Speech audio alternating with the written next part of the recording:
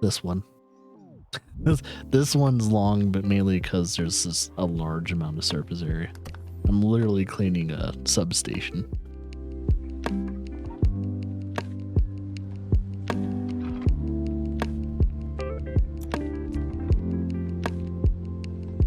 Oh, you had one of those cats that just attack you as much as it could.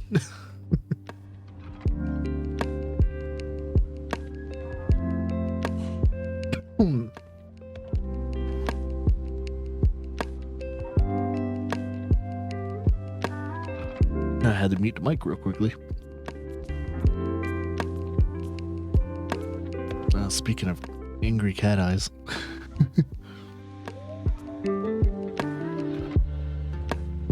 I like how you can hear the subway station going. Alright, I think usually my strategy is to clean the middle first, and then I clean the outside. So, trying to figure out. So we have.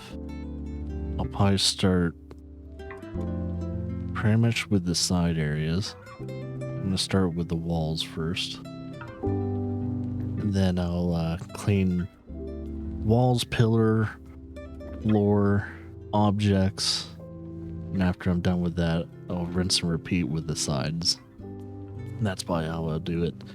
This job's probably gonna take at least 2 hours. My predictions.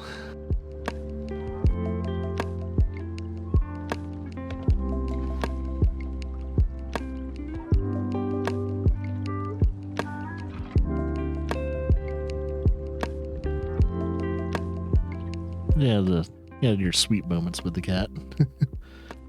It's always nice. It's always nice to have. So if you had a cat that just literally just beats the shit out of you but never loves you, it's like, I don't know, this is not my cat. This isn't my cat. Just treats me like shit all the time and expects food.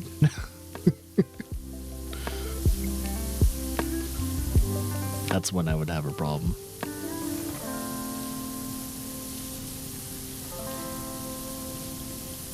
It's like, okay, it has to be a give and take situation, if anything.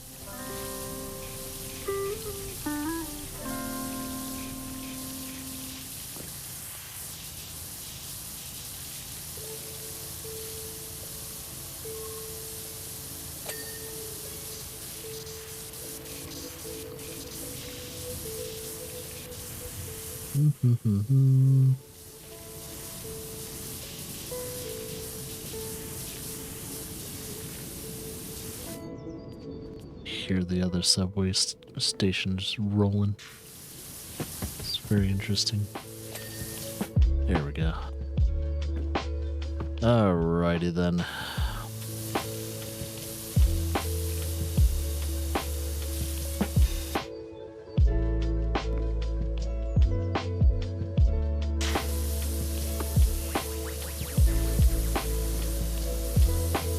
See, my household never was a cat household. We've always had dogs. I've always kind of wanted a cat. And we got real close to having a cat. It was like a pure white cat. It was like somewhat of a short fur. I think it was a short fur. And then I even gave it a name too. I called it Loki.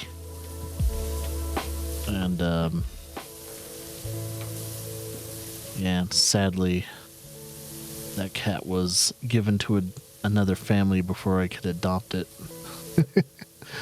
So I was like, dang it, that could have been my first cat, and that cat loved me. Every time I saw it, it would be like best buds. Then the cat was given to another family. I was like, fine, as long as that family's good. It's not like I need any more animals to begin with. We own a pretty big ass dog, and we have a family dog that it's pretty much attached to the hip when it comes to being best buds with, so we can't separate them. So if we move, Most likely my mom's gonna have to adopt our dog Freya. So it's like, yeah, you're gonna have to adopt her. We can't separate her from Whiskey. Can't do that. It'd be so unfair. Ever since we've had Claire, our daughter, we haven't spent as much quality time with our dog. His priorities and stuff. I should make it a habit of mine, like every time I finish a stream or something, I spend at least 5 to 10 minutes just, you know, giving her attention and stuff like that. That way she expects it.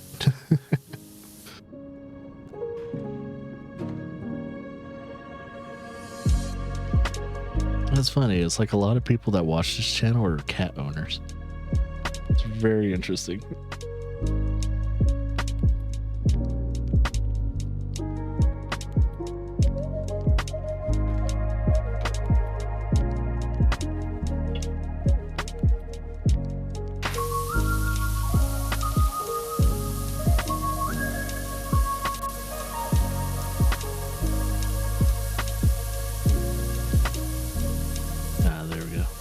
There we go. I think we had maybe like one viewer in the channel that had like a monitor lizard or something like that. It's like, holy shit, you have like the cousin of the Komodo for a pet? That's cool.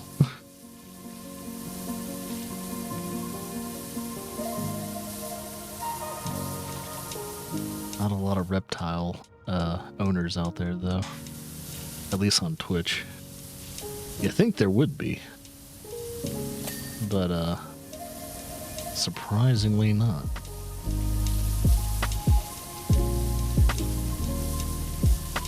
Let's see, is there a lot of rust on this bad boy? I guess I'll find out.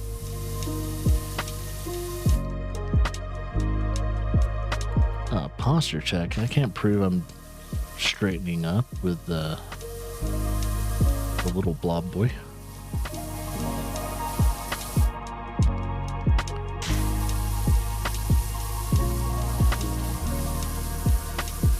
If you redeem posture check, it's probably best when I have my cam on. So that way you can see if I'm actually correcting my posture or not. I have corrected my posture though. I'm usually pretty true to my word when it comes to redemptions.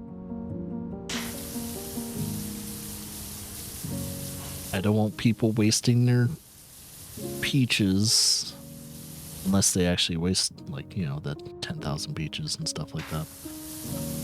Because there's a redemption for that. Unless you purposely waste your peaches. Hell yeah. Now, let's clean the rest of this pillar first.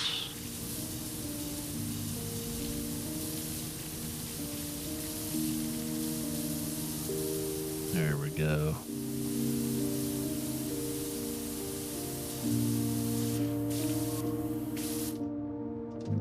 Well, thank you for trusting me so early.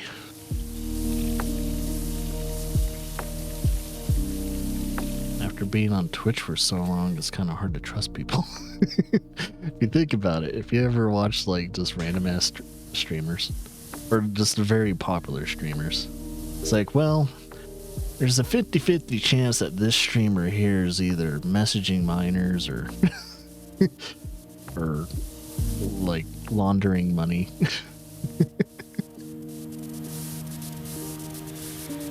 You know, Twitch's reputation and YouTube's reputation. It's funny. That's a joke though. But yeah, I seriously say, like, yeah, you can never, it's hard to trust most, at least the popular streamers. The very popular streamers, there's a 50-50 chance they're doing something fucking shady.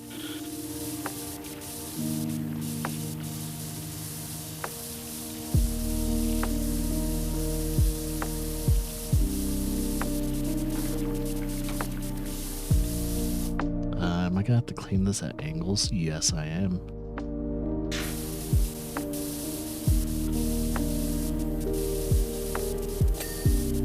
to be honest, streaming would be so much better if people weren't making money out of it.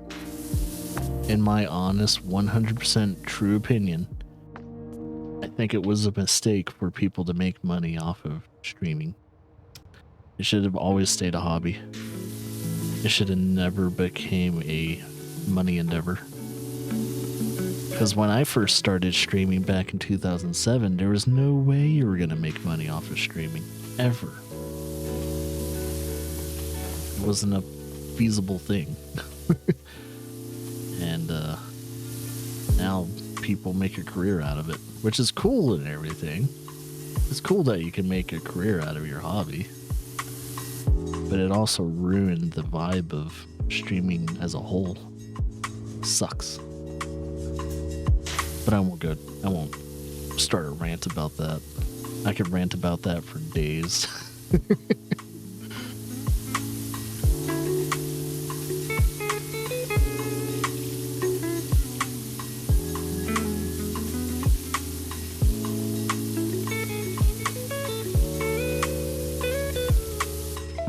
Too many people try and either one, get popular, or two, just make as much money as they can off of something they don't have any passion for at all.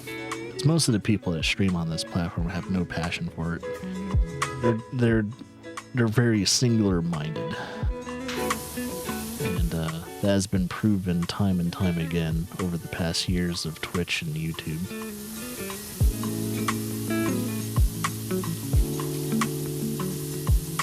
That is the one truth I will say.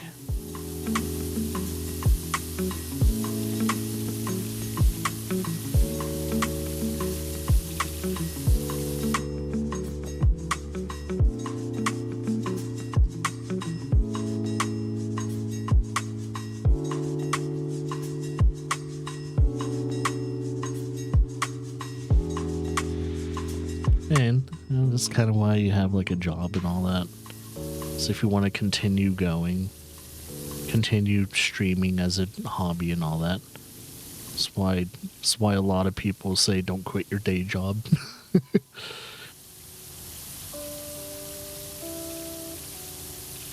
Keep earning money so you can keep streaming if you wanted.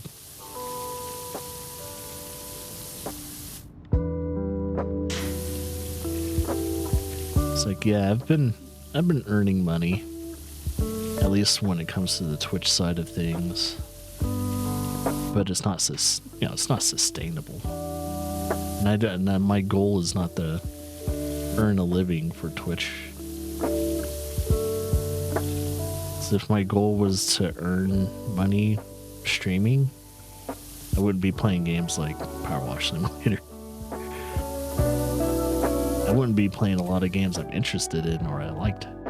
That's the thing. A lot of the people that make a living off of Twitch, they play a lot of games they are either have been tired playing for years now and they don't like it anymore.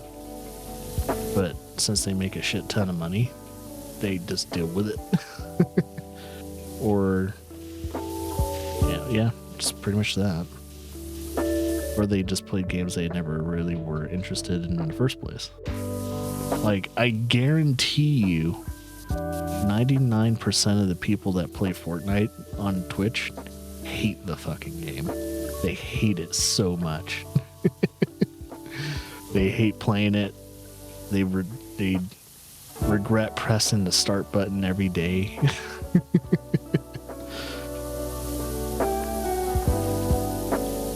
It's like, are you sure you want to live like that? That seems like it sucks.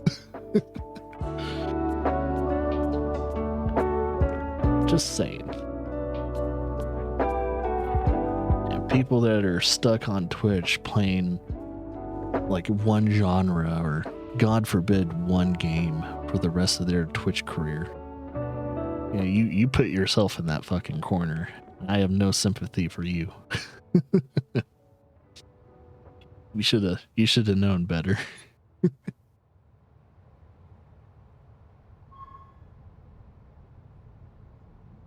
But yeah, they dug their own hole.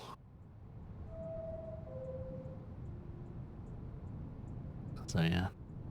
Yeah, that's why it's like I'm one of those very like I'm an OG, but at the same time I never sought fame for this stupid little channel of mine.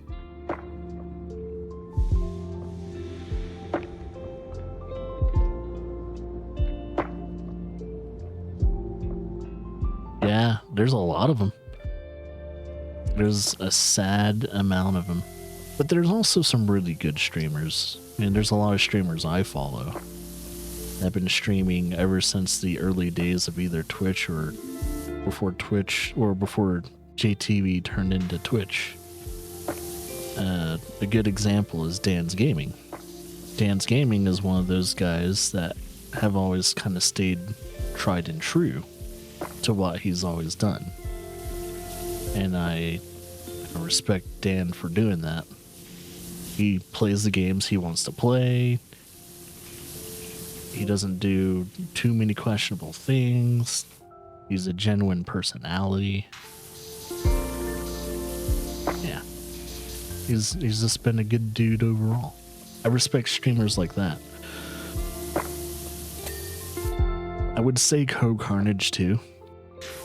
But he seems he's more kind of on the business side of things. He still kind of focuses a little too much on what you'd call it, I guess, what games you should be playing right off the back instead of what games he wants to play.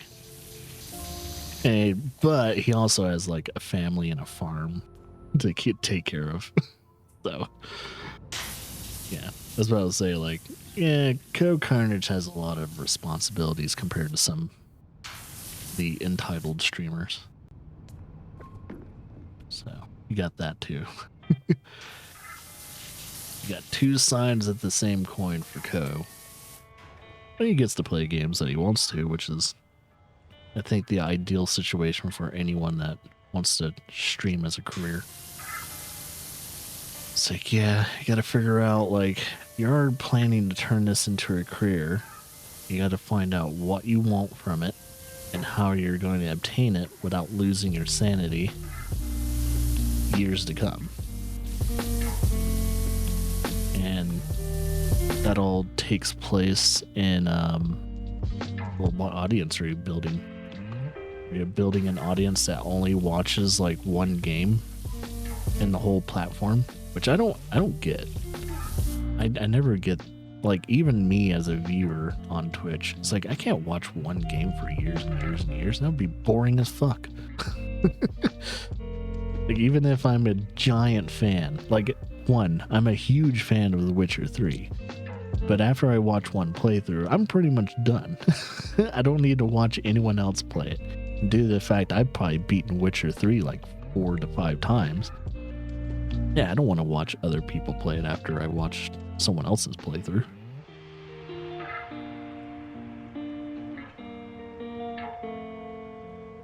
That's why the way I treat my channel is I only play one game, you know, at a time, and I play, pretty much the majority of genres. And I do full playthroughs depending on if the game is interesting enough and I like the game enough. Which we have a giant list of games we've completed on stream, which I will need to eventually update. I will need to update that completed games list and featured games list, because I have yet to do that. We just recently finished Final Fantasy VII Rebirth. It was a good game. I had my issues with it, but it was a good game. No spoilers or anything like that for anyone that wants to play it or doesn't want to hear about spoilers. I know the game came out this year. Usually it's safe to talk about spoilers like 2 or 3 years afterwards. For some reason, if you haven't played a certain game after about 2 years, then you're probably guaranteed to get spoiled. Usually I try to wait like 2 years to talk openly about a certain game. Has to be like a 2-year period of it being released. Same thing with movies. Shows I go a little bit longer. Shows I don't really talk about spoilers until like maybe 3 or 4 years after, because it takes longer to finish a show compared to like a game or anything like that. Usually it depends on how long it takes to like finish something.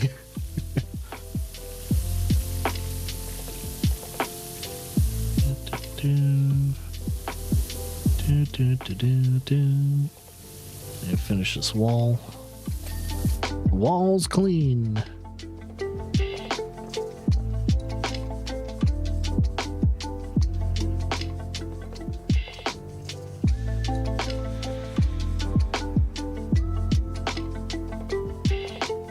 Oh yeah, well, that was the same thing with Final Fantasy VII Rebirth for me. I liked the majority of the game, and I'm a big fan of just Final Fantasy in general. But there are things like mini games and all that. There's certain mini games and certain choices and pacing in that game. I prefer them to just cut the fat. It's like, hey, you might have not have needed this in your game. And I think the developers even address that the third Final Fantasy VII game is probably not going to have as many mini games when they make it, when they finish, developing it and everything like that. They're going to trim that. They're at least going to trim that fat. Now, my honest opinion, I think Final Fantasy VII should have been just a 2-game spin-off.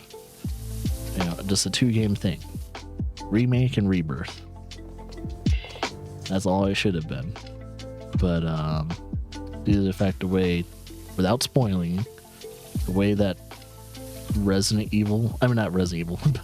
Final Fantasy VII Rebirth ends, it wants to have a third game. So it's like, well, fuck me. Because it's really weird that Final Fantasy VII is even a 3-parter game. They could have made it a 2-parter game if they just got rid of all those fucking mini games and just focused on the story. That's what they could have done. But I don't know. That's just me being picky. That's me being like wanting Final Fantasy VII Remake to be a masterpiece. And they're slowly slipping away from Final Fantasy VII being a masterpiece. Like, Final Fantasy VII Remake, to me, is pretty damn close to being a masterpiece, even though there are things that kind of took away from it being a near perfect game. And I'm one of those people that believe that 5 out of 5s or 10 out of 10s they don't exist, in my opinion. Because there's no such thing as perfect. There's such thing as the pursuit of perfection, but there's no such thing as a perfect game or a perfect movie or anything like that. I don't think that's a good practice as a person that consumes or develops things. It's like, nope, there is no such thing as a perfect anything.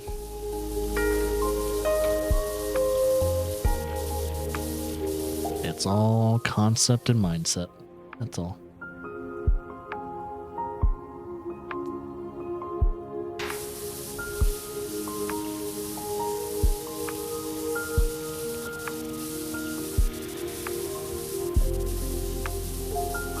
Am I streaming tomorrow? I plan on to. We're also streaming a little later on today. We're covering the Game Awards today, if you didn't know. Game Awards are today this is a nice little PSA announcement. PSA. Game Awards are today, by the way.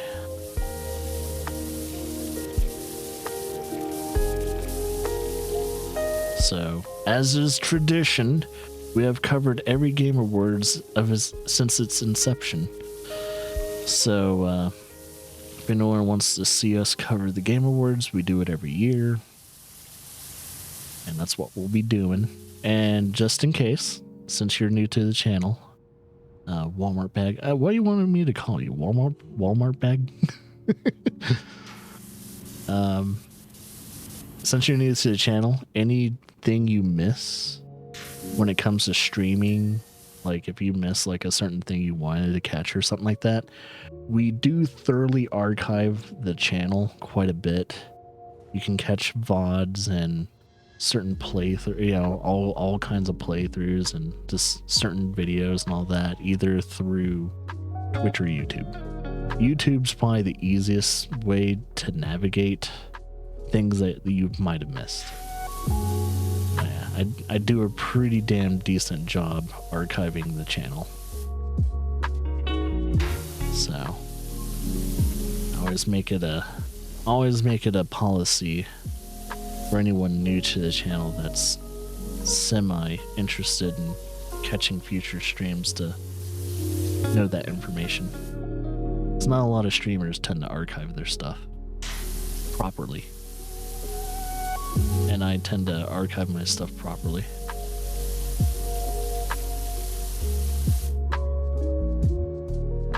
WB? Alright.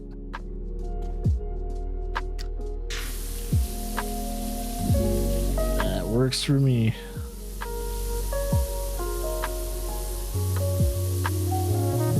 Now let's just see how long it actually, like, I get that right. I have a tendency, I have this very bad tendency to get people's names all fucked up.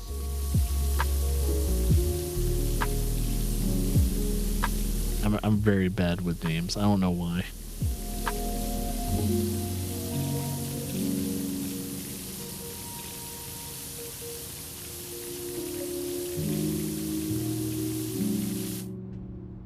Like there's a guy in our community called General Dow, and I've said his name for so long the wrong way. I always called him General Doe. Or no, Generaldo. I called him Generaldo for the longest of fucking times. And it's it was like, wait, why did I always call him Generaldo the whole time? Like, it's like a name that's Spanish, even though the guy's Canadian, French Canadian. It was like, wait, I'm making it sound like his name's Spanish.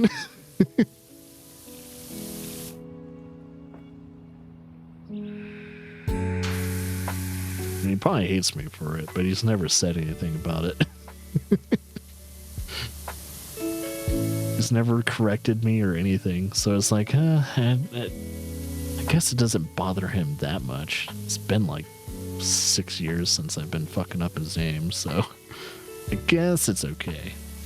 At this point, if I ever said anything different, I think I've just, at this point, I've shortened it to General. It's like, yeah, I'm not gonna say the second part of his name. I'm just gonna keep fucking it up.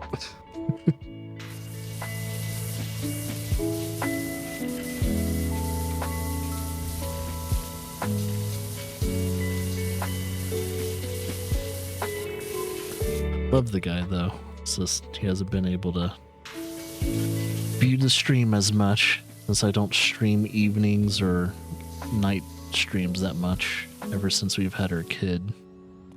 So it's harder for people to catch our streams as often as they would want. I think he works during the times I stream. And by the time I'm done streaming, he's off work. He totally missed a whole entire stream. That's how it is.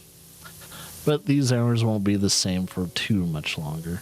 I mean, I'll still do my morning streams and all that, but I think eventually I'll start trying to do more night streams and evening to night streams again.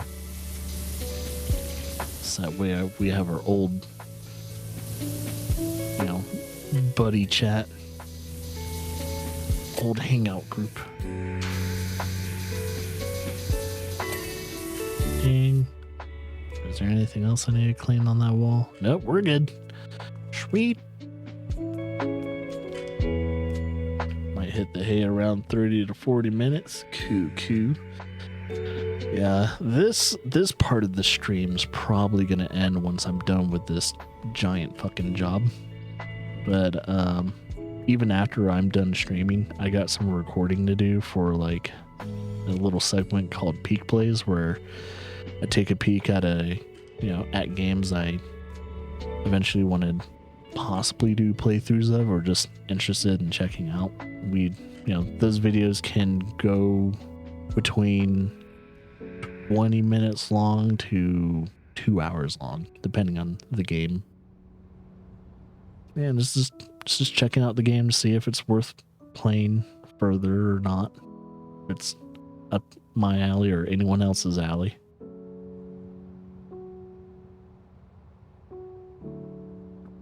And I think the biggest game I'll be covering today when it comes to Peak Plays is going to be the new Indiana Jones game.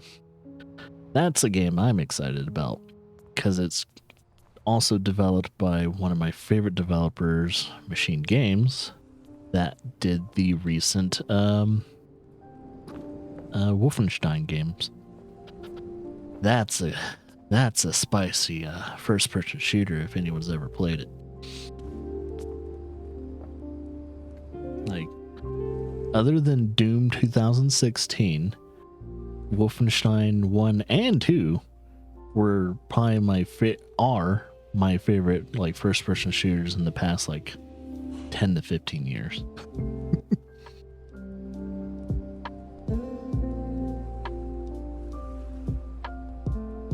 The Peak Plays, they used to be both on Twitch and YouTube, but now Peak Plays are specifically just YouTube. And if you guys ever wanted to know when exactly those are posted, I usually share it on either the socials, or I will share it on Discord and stuff like that, just in case people don't have like their notifications on YouTube. And I would highly suggest not, in case anyone subscribes to the YouTube, do not turn notifications on this channel. just don't. Or customize it. Customize what type of things at the very most. But I would highly suggest not having your notifications on. We post at least a minimum of, I think now, 3 to 4 videos a day. So, mainly because the archives need to kind of stay caught up on. So I try not to post more videos than that, because people's like subscription feed would be nothing but my videos, and it would not be fun. So I try not to post too many videos, because I think about other people's subscription feeds on YouTube, and it's like, okay, let's try not to post more than, well, now that the second baby is about to be born, I've reduced it down to, I think I've reduced it down to 4 now. So for a while, at least from now till a few more days, it's 6 videos a day, and now it's being reduced to 4. I'll probably even crunch it down to 3. I'll probably crunch it down to 3 because we need to stretch we need to stretch out our YouTube material at least for a month or 2, because I probably won't be able to stream or make any kind of content till Laura recovers from her, birthing the kid, and we have a little bit of leeway to do whatever.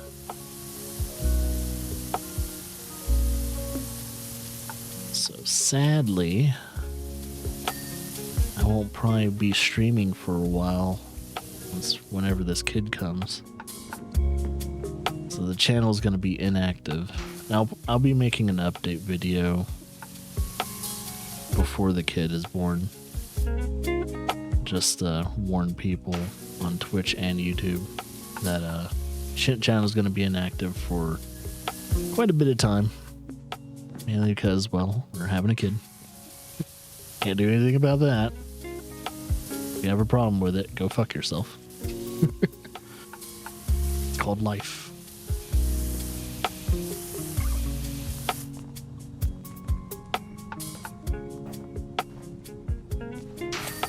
There we go.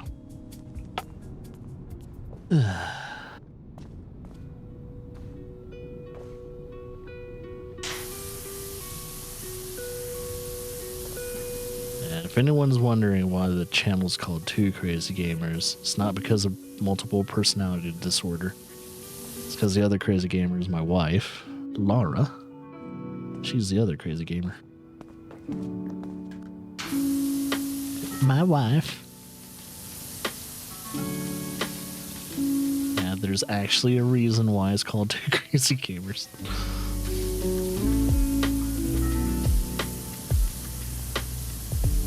Oh, well, thank you very much for that, too. Thanks for the follow and the sub.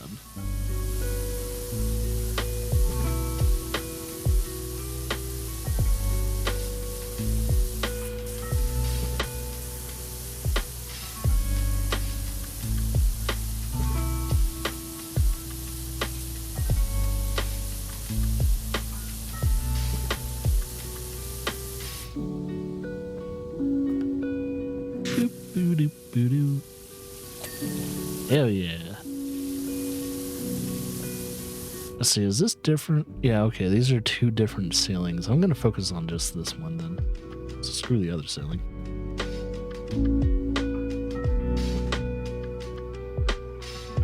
Oh, you're gonna leave the notifications on? Well, let me know if it gets annoying. If it gets annoying, I at least suggest turning them off. You know what? I never actually messed with the notification system on YouTube. I don't know how much you can customize the notifications, but it would be really cool if you can only get notifications for certain kind of videos on some people's channels. That'd be very interesting if you could do that. I don't know if you can though. Like for instance, if you just only want to get notifications for peak plays that just get released. So if you want to know right when a peak play gets released on my channel, you get a notification for that, but you won't get notifications for playthrough videos. So that would be really cool.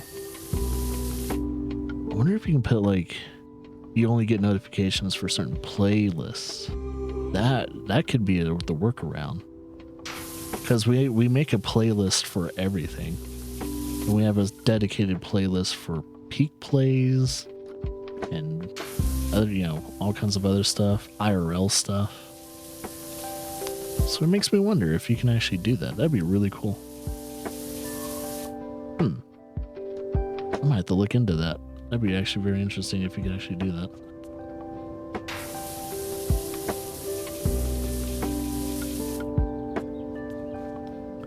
That would change the game.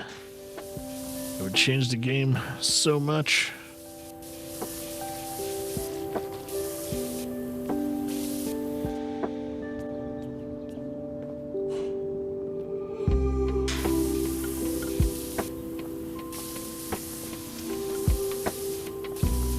Thinking if YouTube ever wanted to do that, they would have already done it. So there's a high likelihood. Why is this thing not dinging? Ding, you motherfucker! You're almost done. Oh, is it that? It's literally that.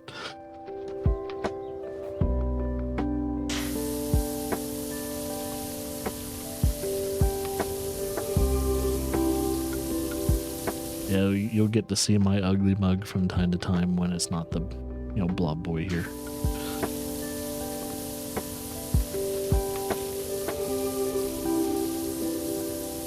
only time you see Blob Boy is when I'm doing coffee streams, or if there's legitimately playthroughs where I just don't want to have the camera on.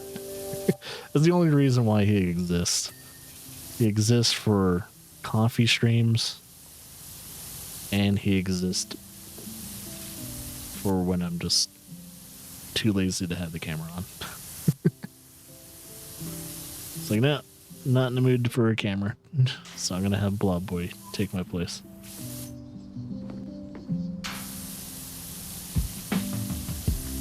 So yeah, it doesn't make me a VTuber or a PNG tuber.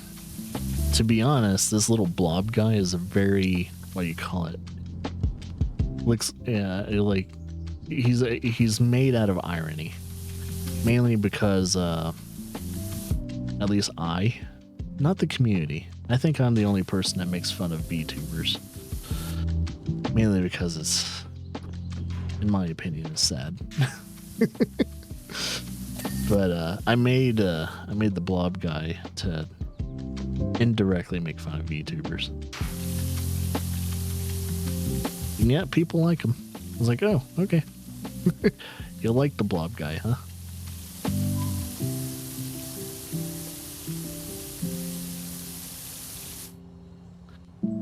It didn't take long to create him or anything. Just had to hand draw and everything like that. Do a bunch of different states. So he doesn't just look like this. Like if someone really pisses me off on the channel, I turn into this form, start yelling at the motherfucker. Then if I see something really nice, I turn into this form. And then it's like, woo, oh woo. And then when we see something really fucked up, we go into this form and it's like, well, didn't need to see that today. Well, shit. But yeah, we usually try and just stick to one state because yeah, coffee streams are meant to be chill.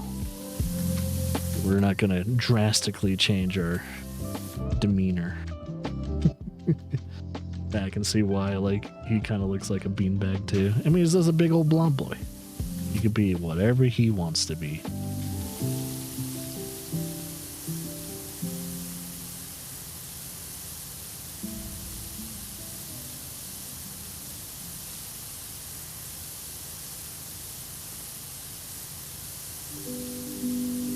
I'm going to say something controversial right now, though, especially when it comes to VTubers.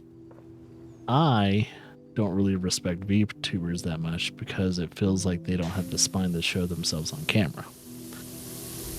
So, either one, here's my two options for those people. Either one, just don't be on camera and just be a person that does playthroughs, specifically not using a camera, and you'll actually, you know, at least people like me will like you more. Or two, you can actually use a camera. Stop being someone who you're not. How about that? Stop being this persona that you are clearly not. And then when people actually see you, they're super fucking disappointed. Because you had this weird ass facade going on for years. And then when people actually see you and meet you, it's like, dear Lord, you're ugly as fuck.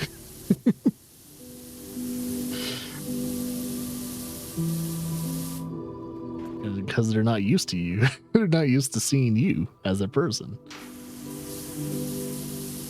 But at the same time, if they actually say that to you as a person, you're kind of assholes.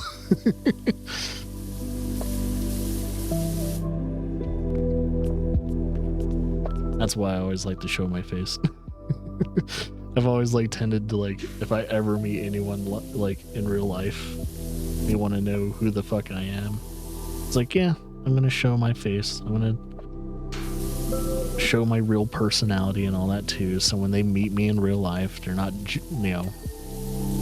completely, full metal jacketed. It's like, good God, this guy can't handle him. Is seem a little mentally ill.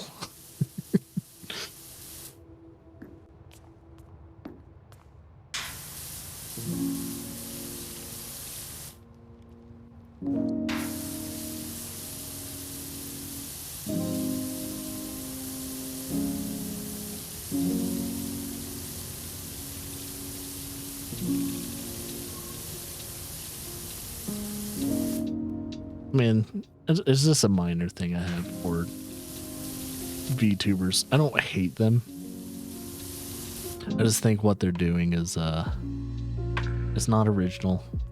All the VTubers are starting to blend in together. They all have this same kind of like dopey personality that doesn't make any sense, and it's like, okay, it's kind of semi-entertaining for like 20 seconds. But after 20 seconds of watching a different VTuber, because sometimes I will jump into a VTuber's channel and I'll watch them for a bit, and it's like, oh, you're the same as this motherfucker that I watched like 30 minutes ago. You're the same person. Are you sure? Is it just like me, or is it? Are these bots? Are these bots or real people? It's kind of hard to tell. And when I have a hard time telling you between if you're a bot or if you're an actual real person, we got a fucking problem. That I think it's mainly because it just doesn't feel like a large amount of the VTubers are genuine people. They're trying to do it for an ungodly goal that is not healthy. It's not a healthy goal.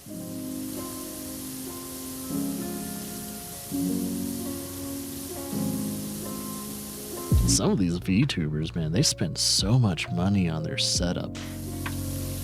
It's like, you know what? You could probably make more genuine fans and friends just using a camera or just a microphone. You don't even have to show yourself. Just talk, be yourself, and I bet you'll make more long-term friends as just a streamer. Instead of this stupid VTuber persona that you're trying to do.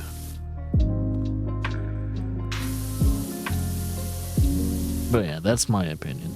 That's my controversial, not so popular opinion on VTubers. I know I'm in the minority with that. I have to be. I have a lot of minority opinions when it comes to having certain takes and things.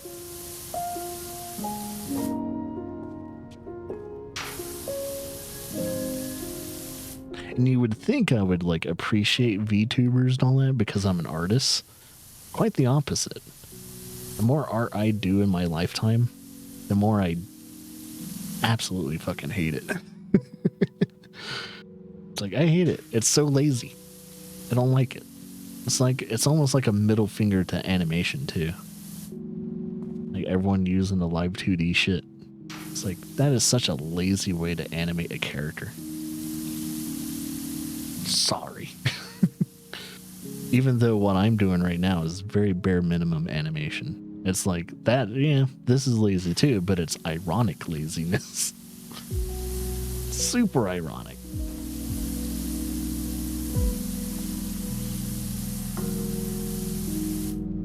So if anyone complains about my avatar and all that, it's like, you totally missed the point. You totally missed the point about my blob boy. My blob boy is a statement. A very shallow statement.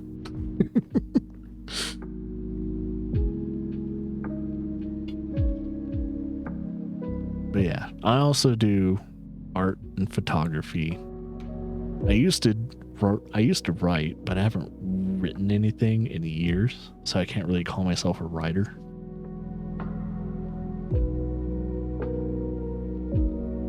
Let's just say, for anyone new to the channel, I dabble in many things. I don't call myself a professional at any of them, even though I do make money out of some of them, specifically art. But I don't call myself a professional in the leaves.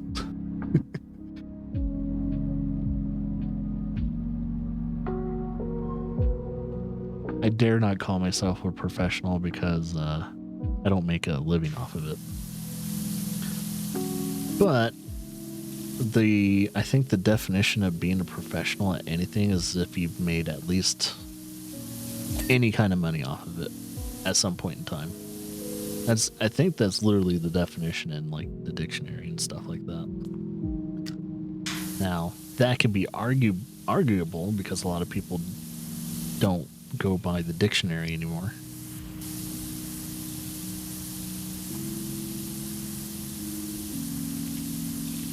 But I try and go by definitions. And I usually try and go by the old school definitions. Like, if you get paid for it, you're a professional. Doesn't mean you have to be good at it.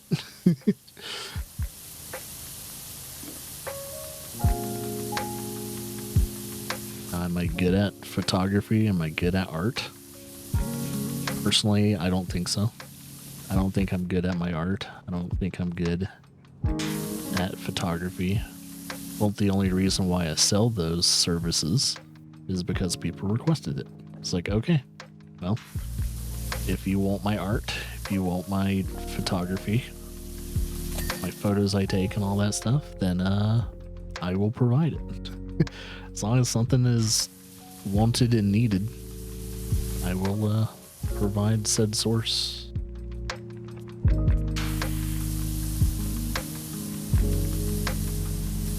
Why the hell are you not dinging? Ding, motherfucker, ding. There we go.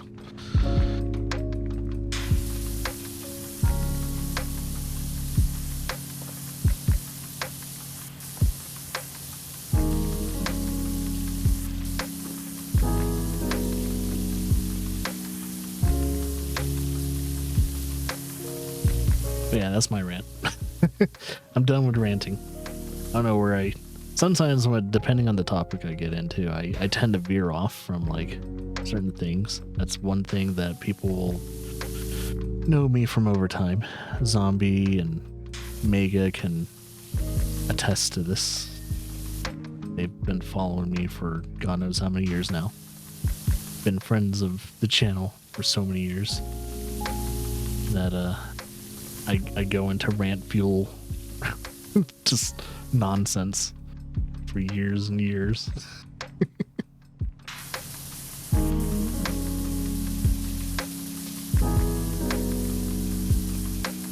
It's like, yeah, I know, ranting doesn't make you look good at all. Sometimes things just need to be said, even though it doesn't make you look good at all. You just need to get it off your chest. It's the healthiest thing you could probably do for yourself. Just get it off your chest. Even if it's not a healthy view of some things. Like, I'm pretty sure, deep down in my heart, my views on VTubers are not kosher. They're not friendly. I know this. And in fact, I know they're probably wrong. But god damn it. It's the only way I can feel about them. And I know one of the people I follow, Panda, is one of them. But she's a friend of Zombie and Mega, and I give her a pass. I give her a pass, and she's the only VTuber I'll give a pass to. It isn't? How's that not clean? What needs to be clean here? You know what? I have a fucking step ladder. There it goes.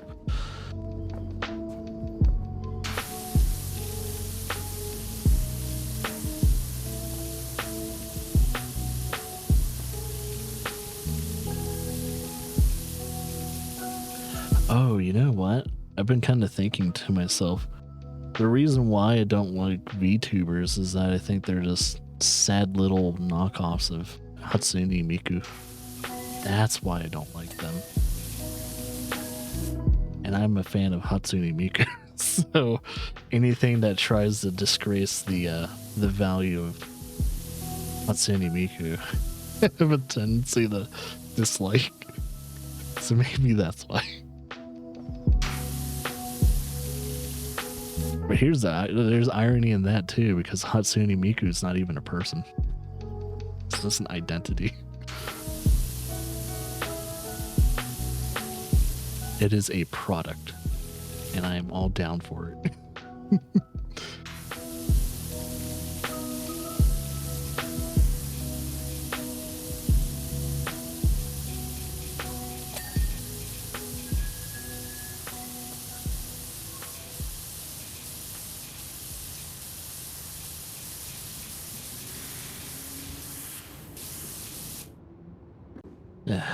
I need more coffee and nicotine. That rant got to me. I'm not pissed off or anything like that, but it's like, yeah.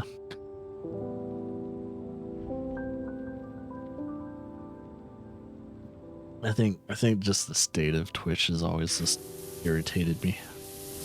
How people treat the platform and all that, and their stupid, selfish little goals on the site.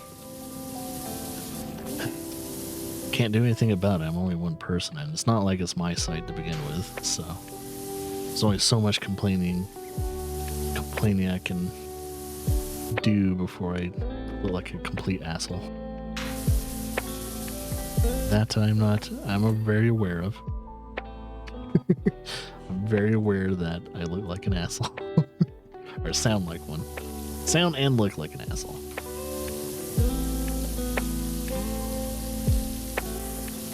It's this every day that I live is this another slice of humble pie. You gotta be surrounded by the things you hate in order to live better day by day.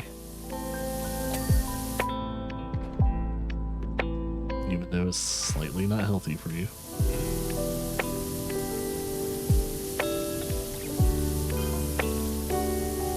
New job? Hell yeah. Too bad I can't do that job until I'm done with this one. So screw you. I'm going home. I keep reminding myself that I need to catch up on South Park. It's been years. It's been ever since 2020. Like, I haven't even watched the pandemic episodes. I didn't even know what their take on it was. It was like, most likely they made fun of the whole situation, as usual. Mainly not the situation, but they made fun of the people. Because pretty much all I was doing in 2021 and 2020 and 2021, literally the thing I was doing those 2 years were just making fun of people. Pretty much making fun of people that wore masks and everything like that, because time and time again we keep proving that it never worked. They never worked and they never will work. And yep, people kept wearing them. And I just kept laughing.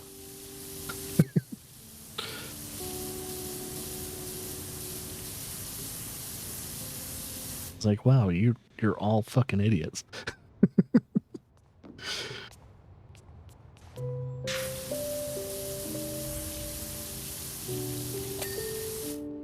Watch, this video is gonna disappear from YouTube. Because YouTube disagrees with that statement. Even though it's not a statement, it's factual. There's science behind it and everything. Constant science. There's like, I think there's been like 40 plus years of studies about certain masks and how they don't do shit for you. They're only good for surgeries and things like that. Things with bigger particles. Because if you can vape through your mask, then it's not a mask that's working at all. You know what does work? Gas mask. Gas mask work. But good luck trying to get filters and all that for those. Because filters are not cheap. If you want to live your life like you lived the life in the metro, go ahead. At least those work. But also try not to be on the FBI's watch list and everything. CIA and FBI's watch list for buying gas mask and filters. Yeah, it's kind of hard not to be on their list once you buy something like that. It's like, we got a suspicious purchase from a civilian. They bought a gas mask. Yes, it's legal to buy those, but it doesn't look good.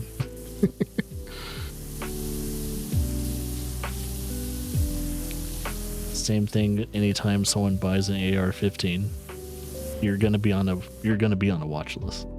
Easily. There's pretty much no reason for anyone to own one. Except for protecting your home, I guess. But you're definitely not hunting with an AR-15. It's kind of overkill. It's kind of stupid. It's not the right caliber anyway for hunting anything. Okay. So yeah, that's my stupid little opinions on things. Ranting is done. Going back to chill mode. Drinking more coffee.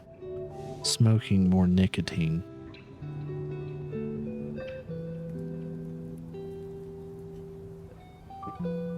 Just need to give myself like 2 seconds of factory resetting.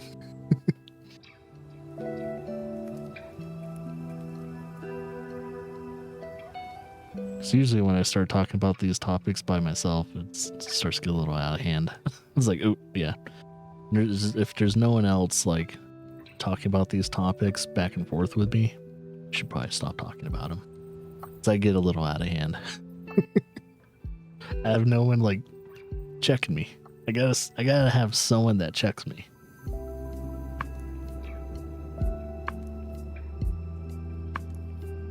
Because my opinions are a little too strong for some people. And they're usually not correct. That's why they're called opinions. But don't we have a ladder? Do we have a step stool too, or is it just a ladder? But yeah, let's get this ladder. Let's put it there. I'm trying to. Can I reach this without having to use my long extension? It works. All right, I'm gonna try and divide the ceiling. Divide the ceiling between the light. I think that is. It is divided. Okay, I had to make sure. I had to make sure that bad boy was divided.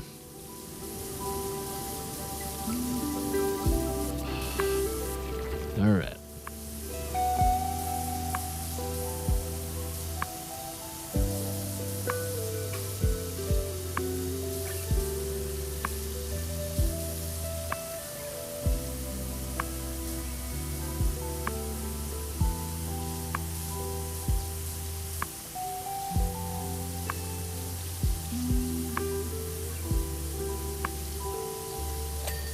Woo! Oh, I didn't even know I could clean that. Cool.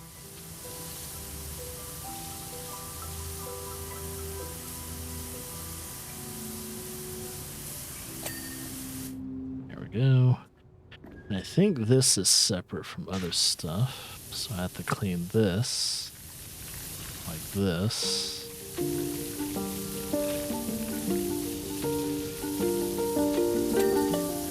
Oh, those lights are separate too. Wait. Up light, edge. Oh, okay, there it goes.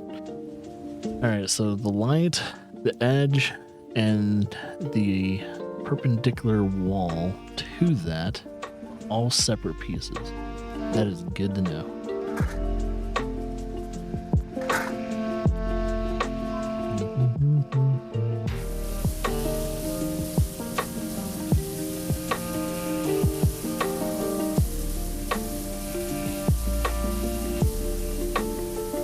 It's definitely going to be the last job I do for the coffee stream, though. My ass is already getting numb. And it's only been 3 hours. I don't know. Depending on when I actually finish this job, and depending on what the time is, I might do one more. Depends on what jobs are available. If they're just only long jobs, then I might, if anything, I'll just take like a little break and eat like a quick lunch or something like that. And I got so much to do today. I don't know if I should keep doing a long coffee stream or not.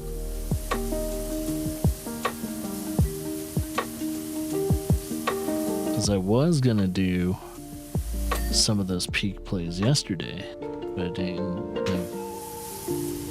didn't have the time or the possibilities to do it yesterday.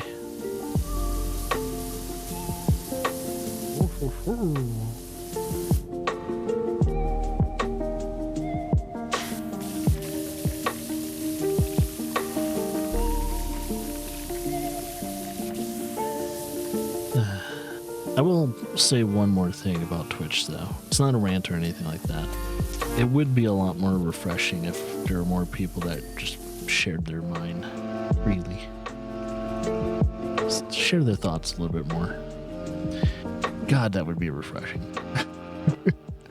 People that would just let it all out, man. I don't care if it's a cancelable offense. Let it all out. Be who you want to be. That's all I ask.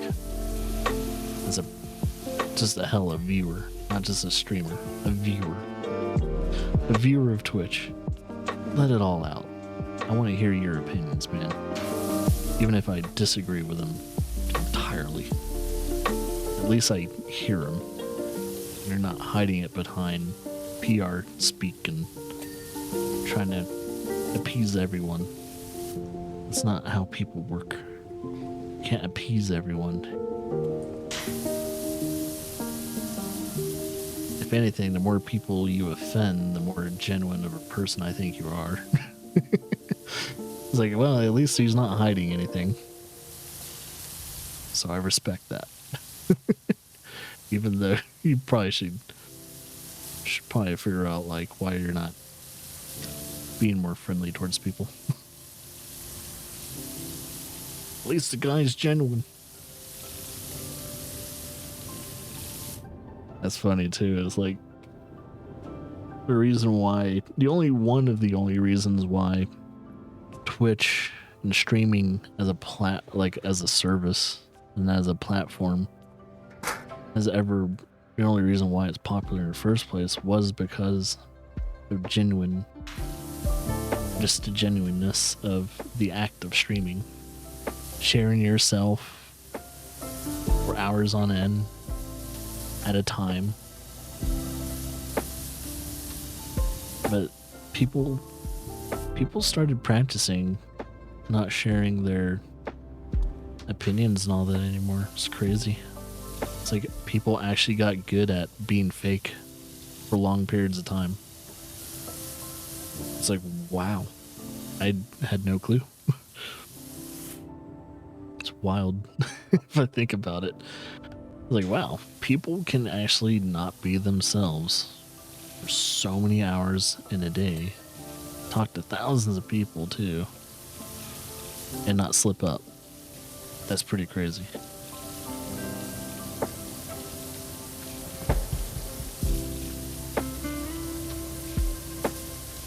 Yeah, kudos to those people though.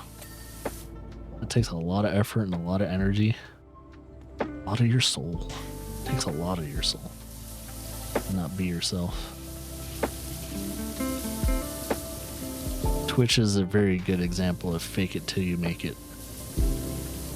That should be its new slogan. Fake it till you make it, baby.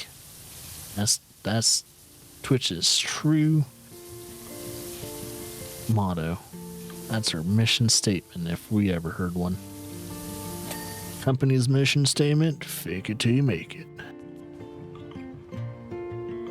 That's what we do when we tell our partners our profit margins. We ain't making shit.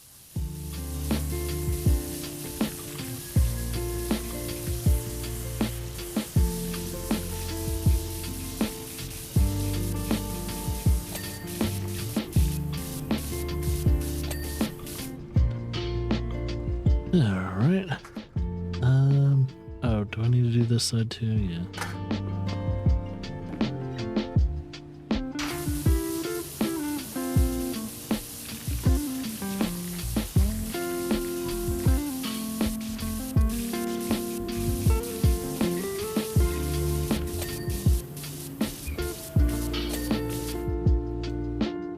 Ding dong.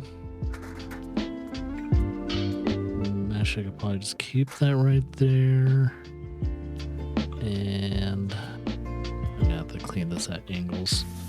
It's starting to get a little odd.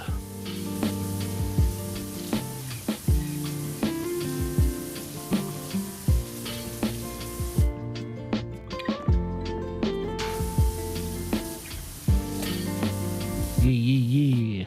Oh, have I been cleaning those archways? Yeah, I cleaned that one. I just need to clean that one. Okay. Making sure I'm not like spacing the fuck out and not cleaning those arches. Arches. That's how you say it. Arches.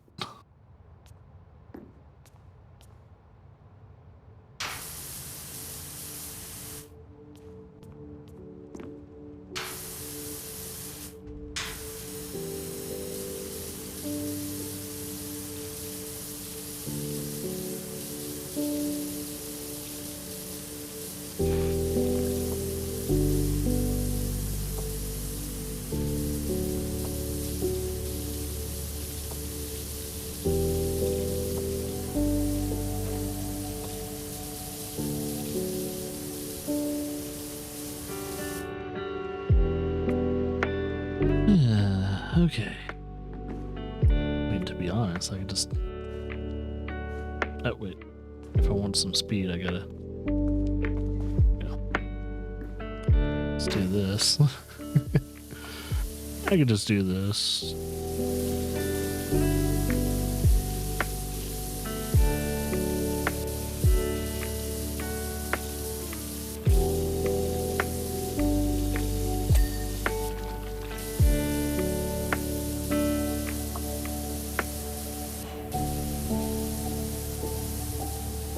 I will have to use the ladder though for those,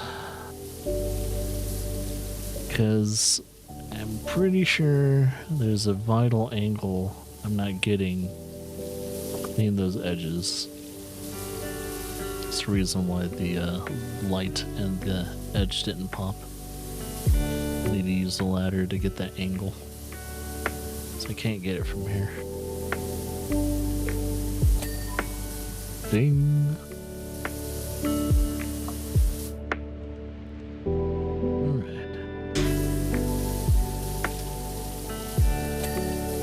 Nice. That was quick and easy. Just like your mom.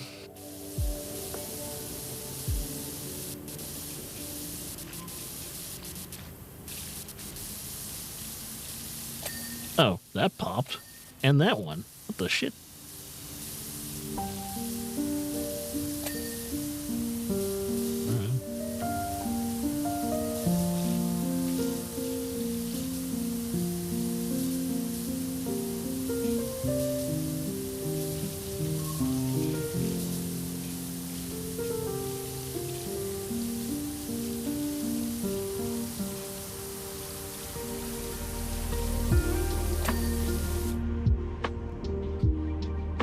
Alright.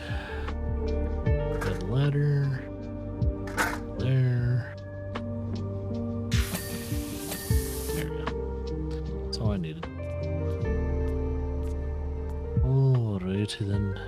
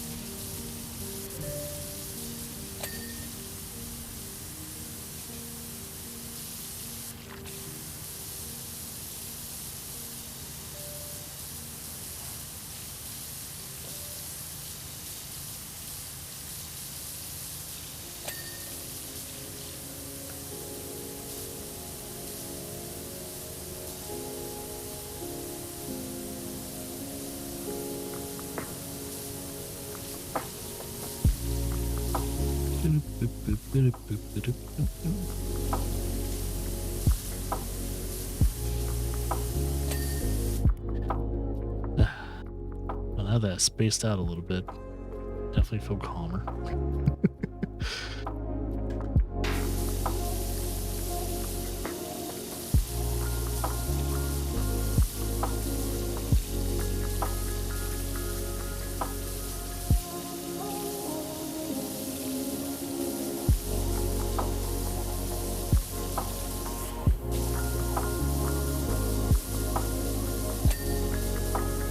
Knew it was gonna pop. Knew it. Knew it.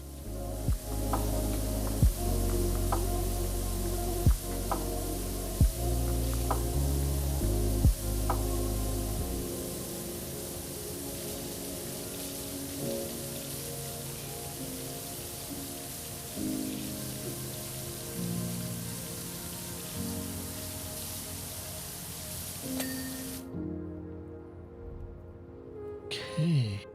Boop. Boop. Almost done with the middle ceiling.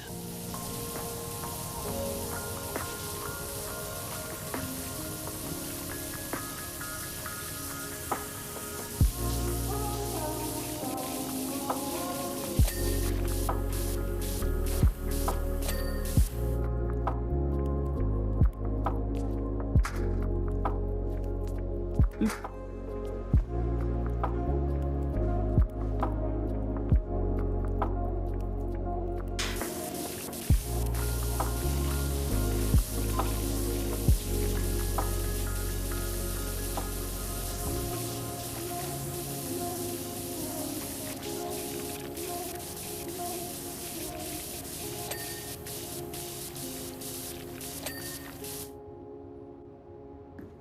Go. Oh. Keep that there. Last one, at least for the middle of the station.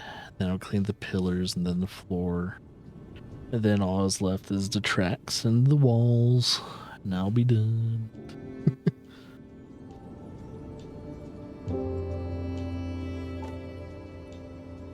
Yeah, I'm trying to remember how many more big main jobs are there. Because there's this one. I know there's I shall not say what it is, just in case no one's ever seen or played this. But I remember at least one more really big one. But it's also the finale, so I'm trying to remember what's between this one and that.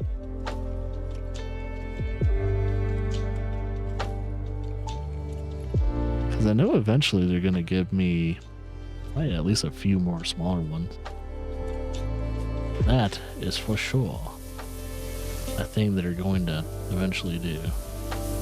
Let's give me a few more smaller missions, gerbs, all that. Herb gerbs, herbany gerbins.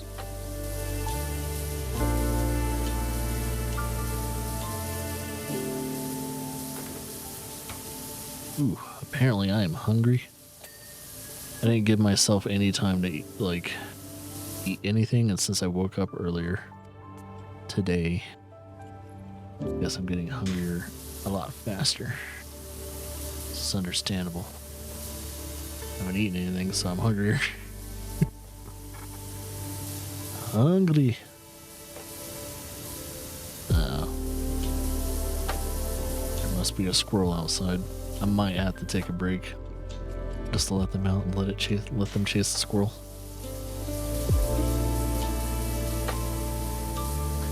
I mean, it's been like 3.5 hours too, and I have a feeling I might not finish this job fast enough to the point to where I probably should let the dogs out. Depending on my progress in another less than 30 minutes, I'll find out if I take a break right in the middle of this job. So we took a break to take care of Claire during the last job. That's gonna be in the archives. But at least it wasn't too long. I have no clue how long this next break's gonna be, just in case I do have to take one. I probably will, because I need to stretch my legs and go to the bathroom. The coffee slightly getting to me now.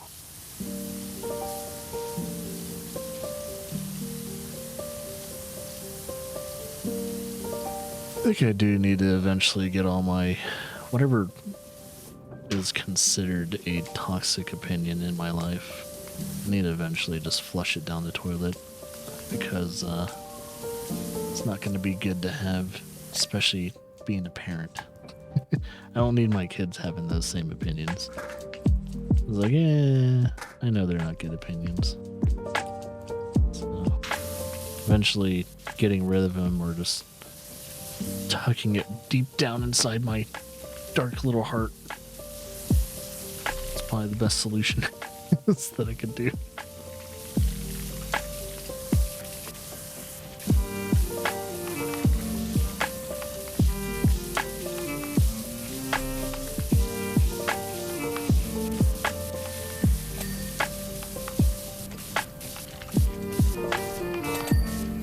Yeah, boy. Alright, last of the ceiling, at least for here.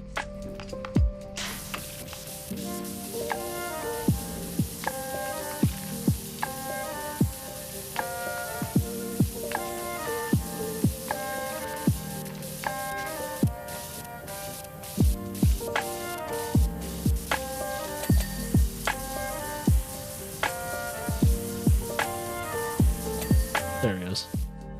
Say, please, please ding, please. Ding, you son of a bitch. Right. Now it's time to clean pillars, and then floor, and then objects.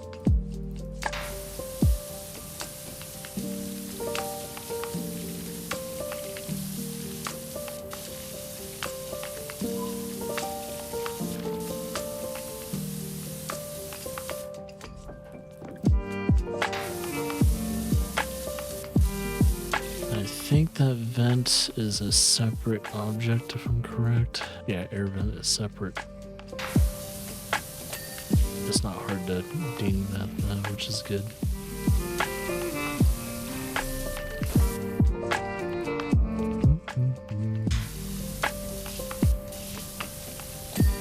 There we go. Yeah, just keep doing that.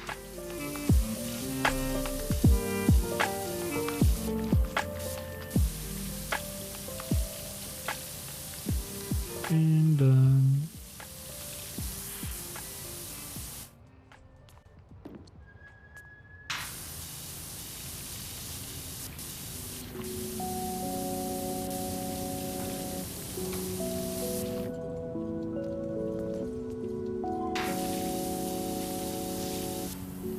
I do have to say, like, other than this one, there's not too many jobs around this amount of, like, this size.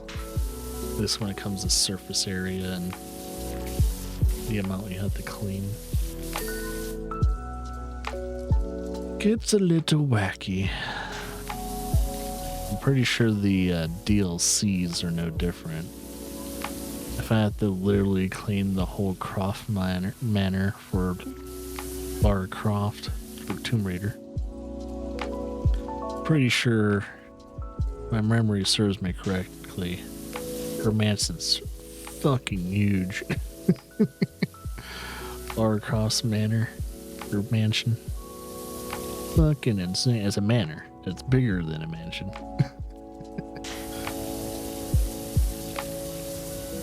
You think mansions are huge? Then go to England. Look at some of those manors. Giant. They're like complexes. They're just, I think manors are smaller than complexes. Just slightly though. Different type of style and everything like that. Still huge.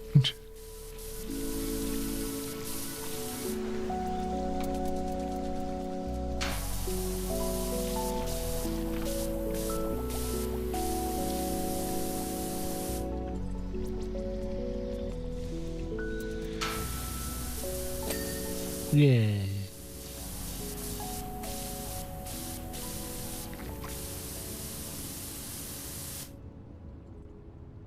Oh, excuse me. I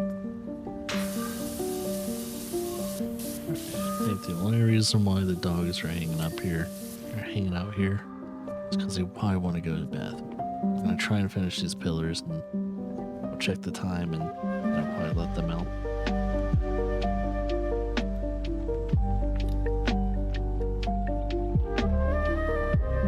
So it's only one reason. And it depends on what dog is up here too. If it's Freya, then she's just hanging out. But if it's Whiskey, that means they're probably wanting something. So it's like, okay, I gotta double check things, all kinds of other stuff.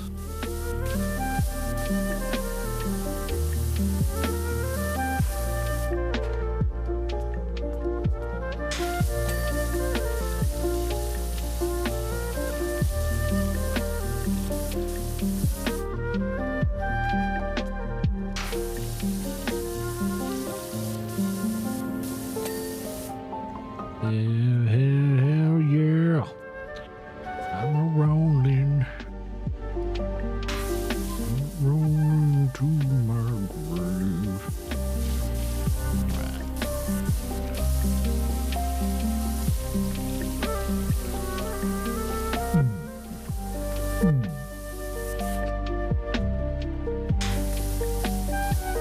I remember people trying to do that during high school. Making weird little sounds with their throats.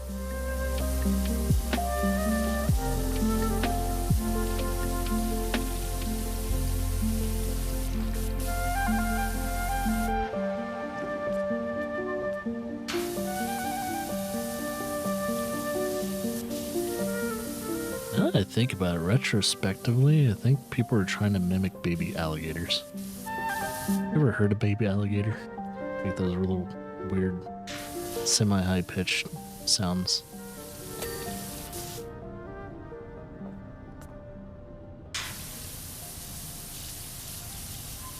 think that's what people were accidentally trying to mimic, even though they didn't know. People were trying to mimic little baby alligators. They were just doing a very bad job at it. Or they just didn't know. Like, oh, you know what? You kind of sound like a baby alligator. Kinda. It's just really bad.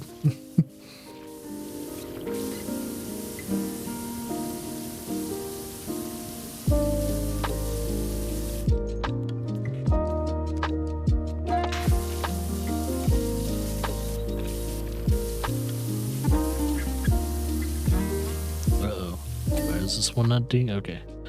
It's like, I don't see anything else to clean. Why is it ding?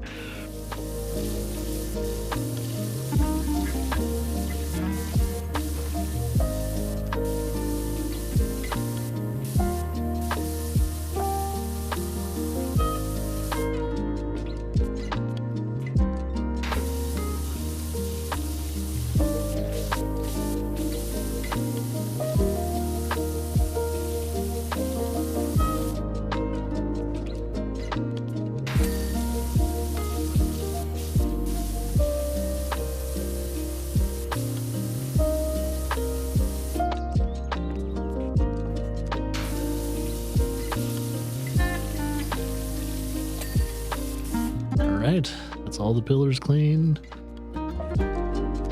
It looks like I didn't clean much.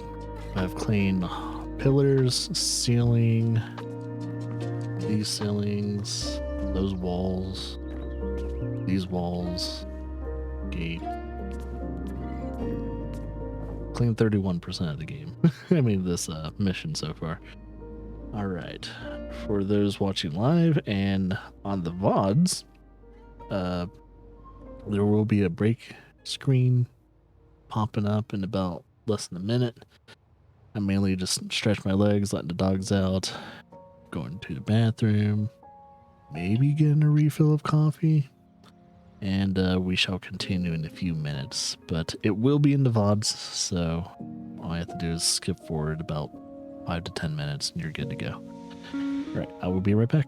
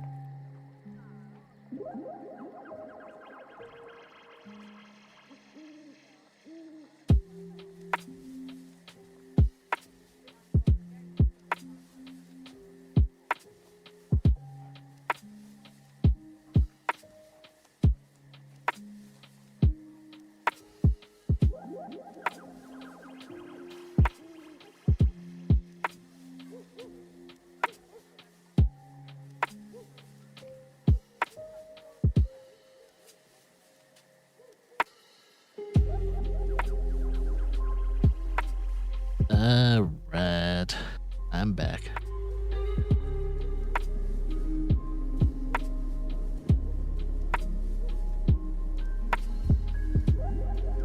Alright. So I said we were working on the platform, right? Ledge. Okay, so those are separate. Cool. I'll work on the tactile platform floor, and then I'll work on the tiles later.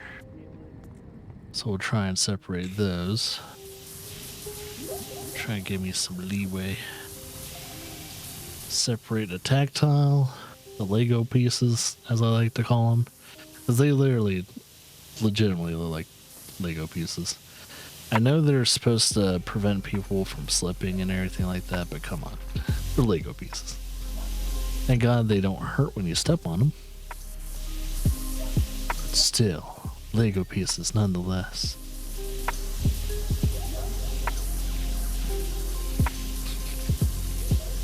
Do do do do.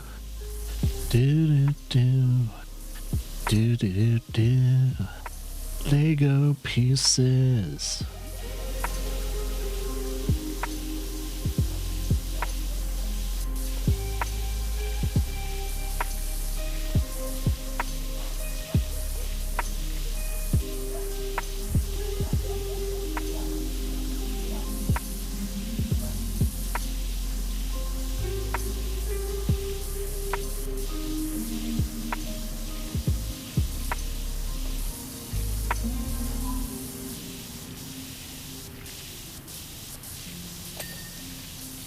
There we go. I was like wondering, is it gonna ding anytime soon?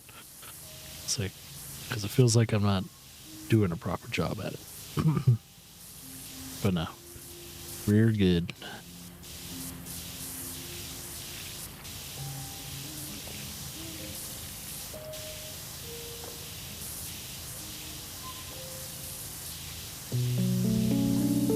I'm cleaning perfectly as is.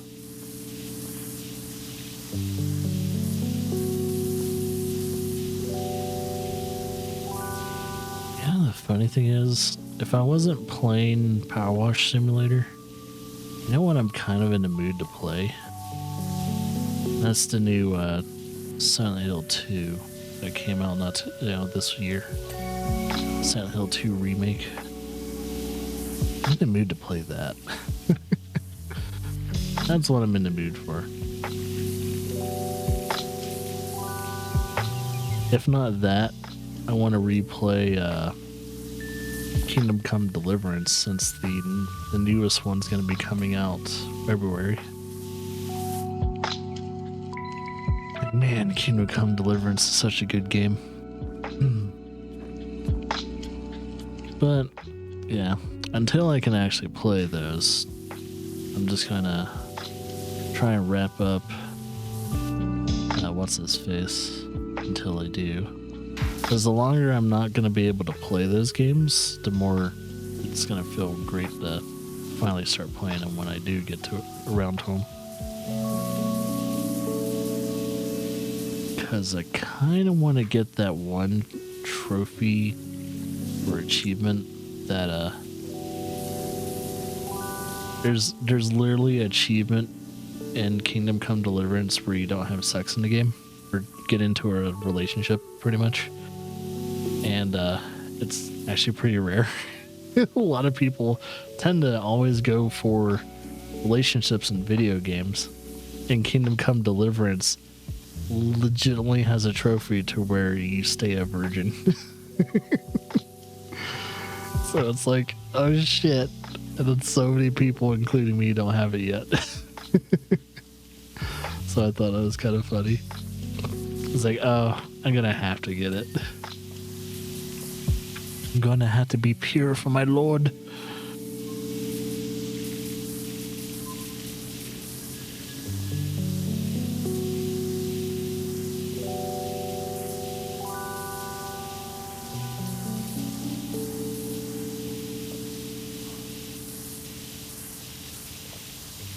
Most likely I'm playing Kingdom Come Deliverance again, kind of off stream, Oh no. Yeah, probably off stream, because that's probably the only time I might be able to do it. It'll be a good game to play while I'm like listening to podcasts or something.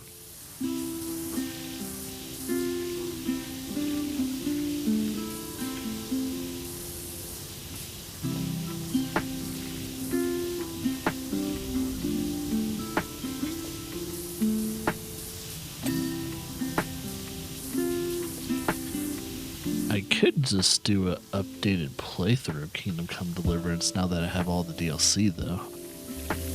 Actually probably sounds pretty good. Do an updated playthrough. I gotta figure out what I would call updated playthroughs.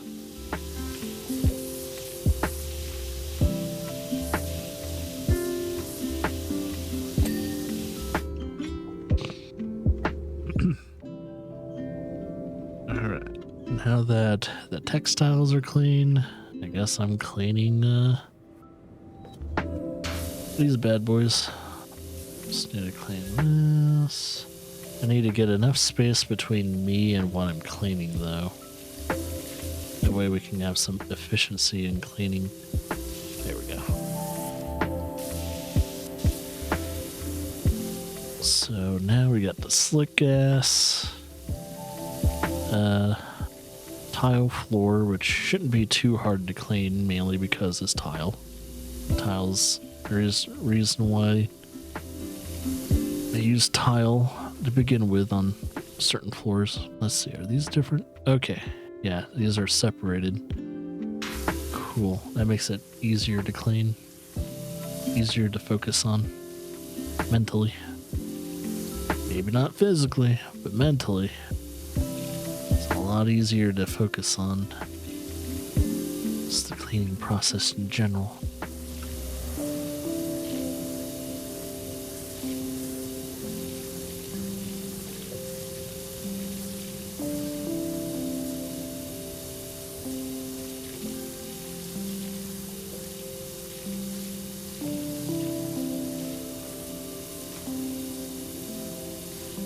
Ding dong.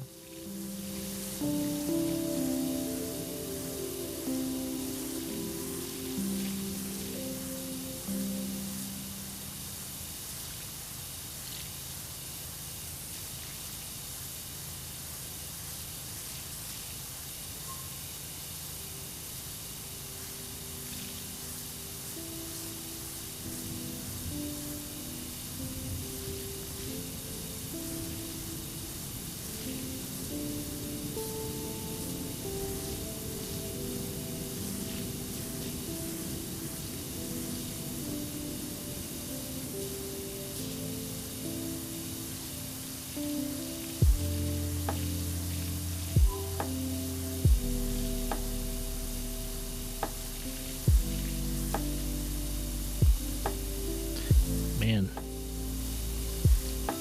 taking quite a bit of time to clean this.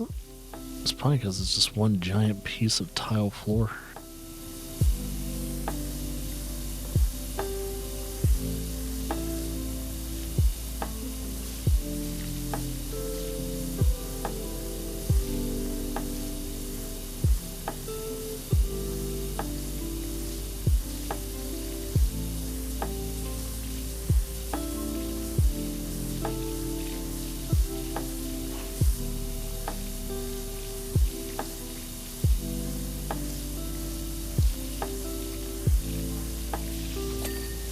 Oh, holy shit, there was a textile that wasn't clean.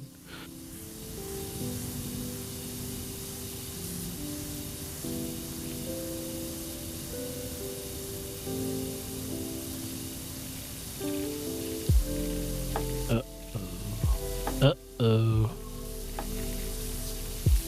There's something still dirty on this floor. Gotta find it.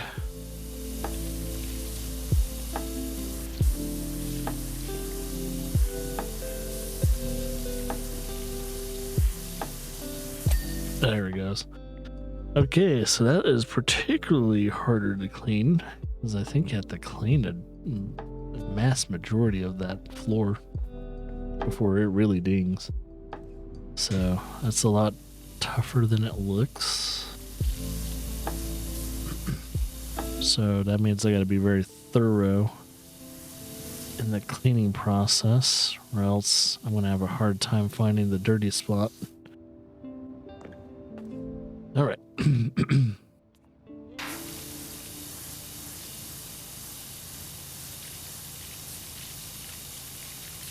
gotta just kind of do a scan once in a blue moon to make sure I got it, everything.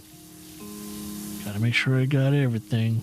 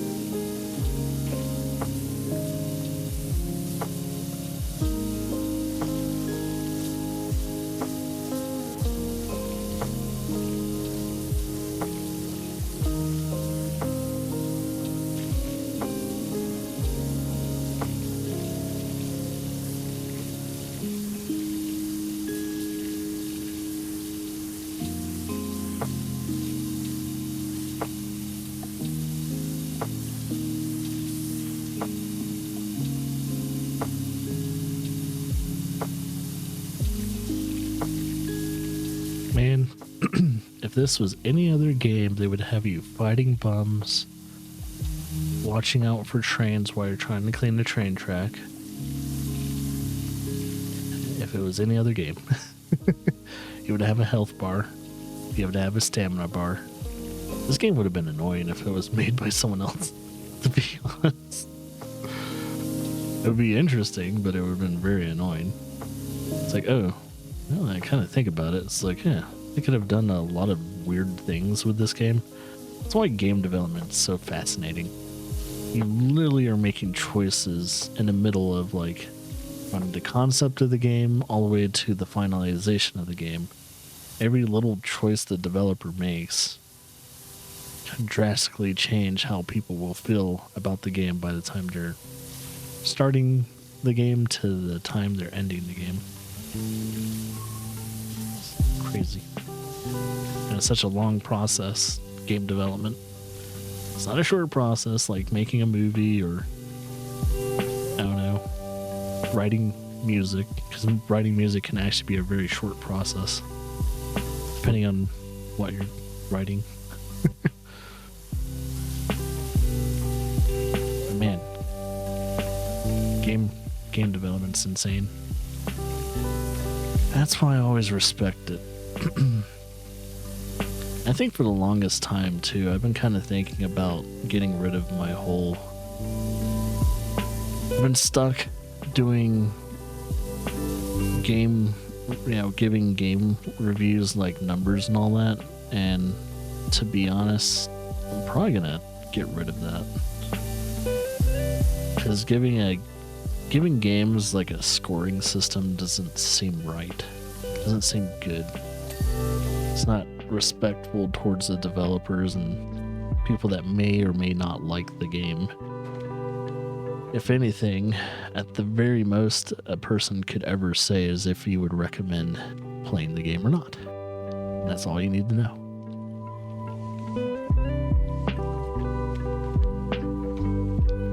Because I think score systems are insanely obtuse. Because I consider a 3 out of 5 playable, very enjoyable, has its flaws, but it's still a game I would recommend.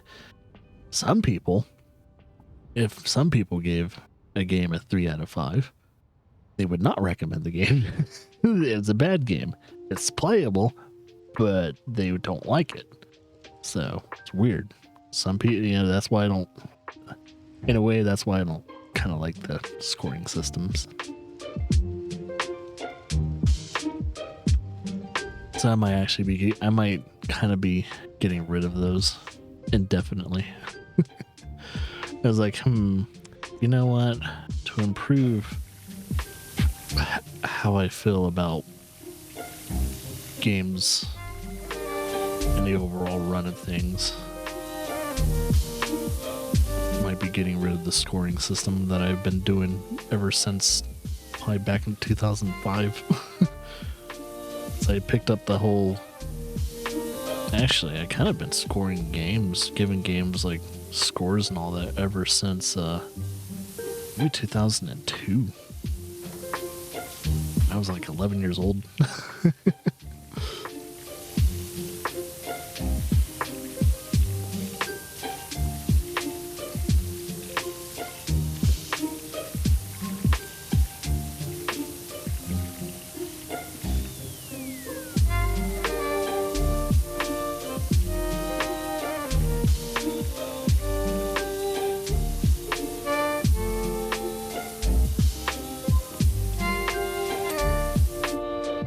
That.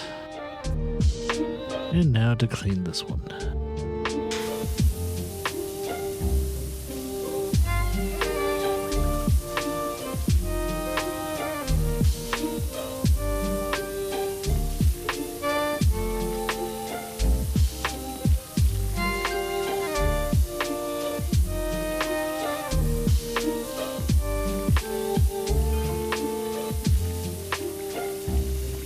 I think there is just a little bit of rust on those, so I gotta be very careful if I'm actually cleaning that or not.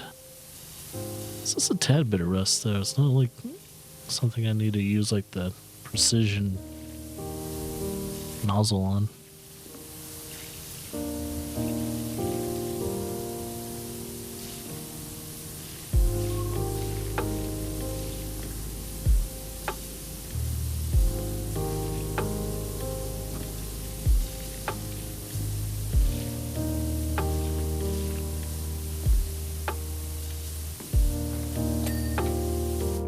Yeah. All right, this floor is almost done.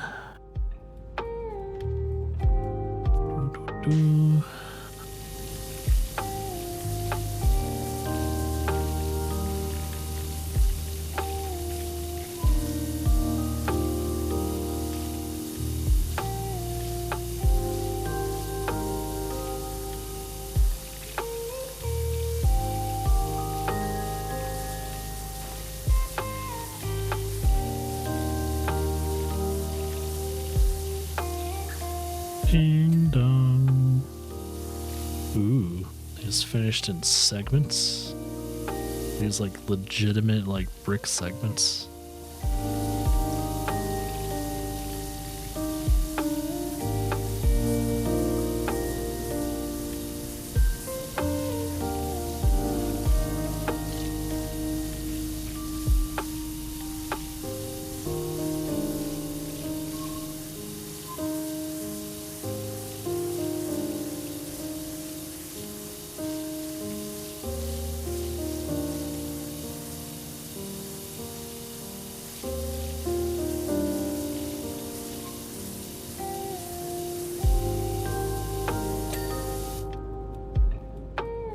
Hey, Hyper, what up?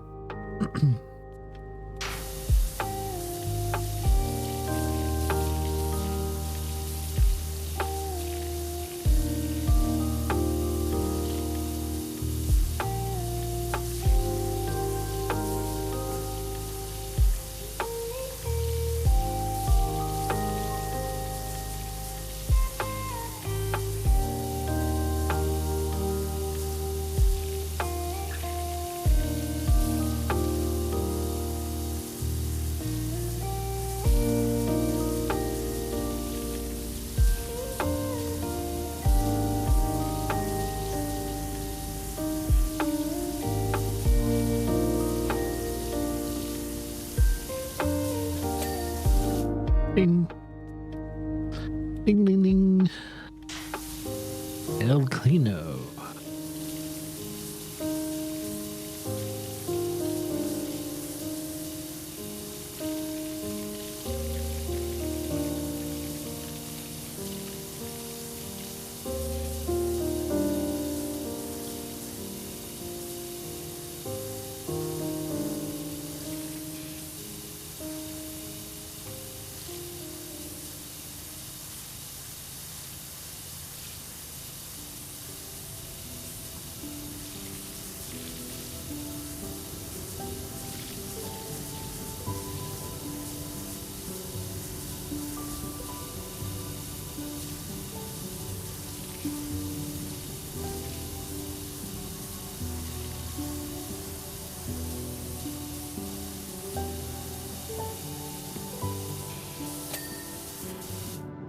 Ooh, there we go.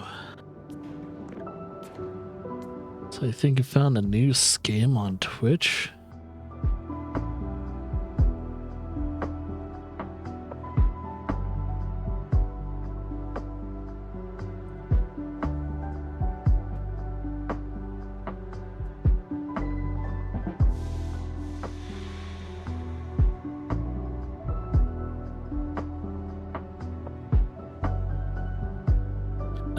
Oh, that's not new at all. That's the thing. Yeah, that's not a new thing.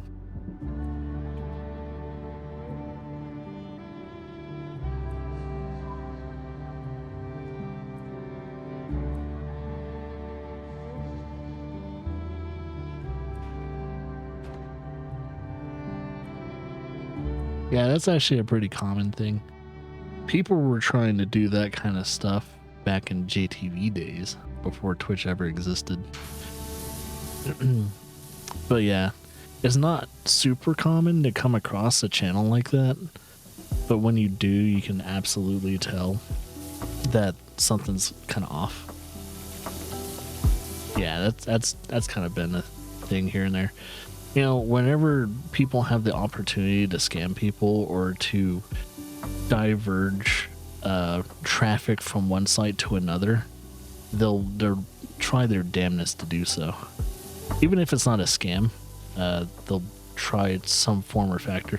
Like the only reason why people post things on Twitch, I mean not Twitch, but people post things on TikTok for say or do YouTube shorts is to mainly get traffic from those sites to other sites. Same thing with people using Twitch.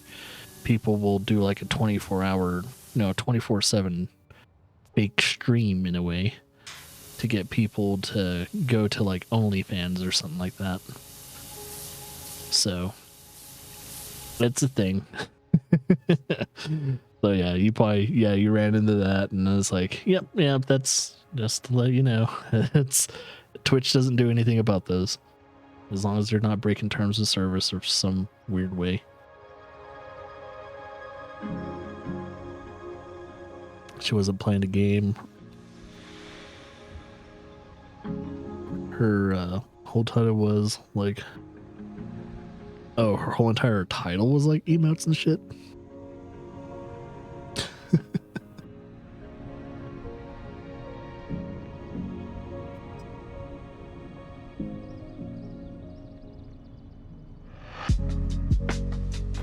I mean, you can actually modify New Vegas to where it loads almost instantly. You have to change file sources though. So even if it wasn't her gameplay, it most likely she found gameplay of someone that optimized the files of New Vegas pretty properly.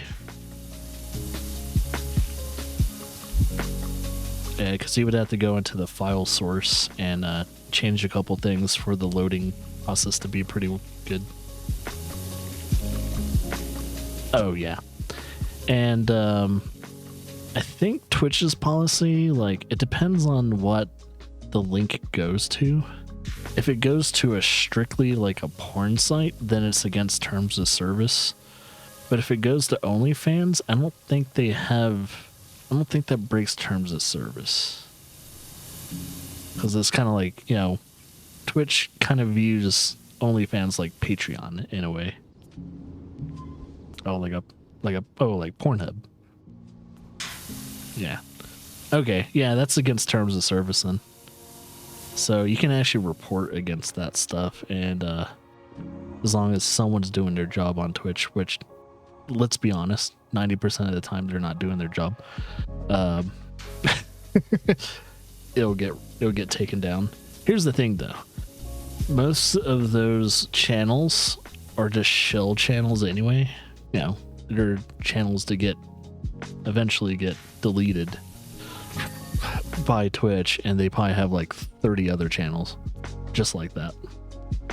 So as you report those channels, they have like so many backup ones anyway. They're bot channels.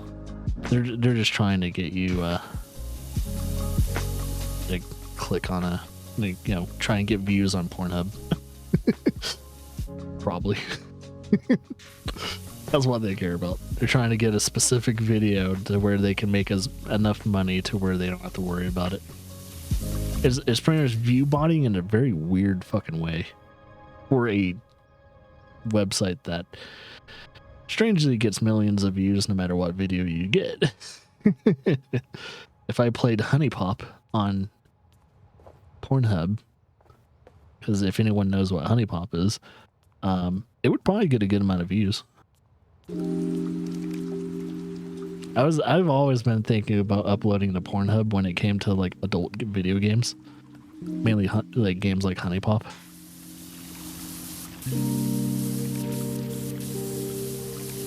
Because you can't post it on Twitch. I mean, you can't stream Honey Pop, and you can't upload it to YouTube unless it's heavily edited, and I don't do that.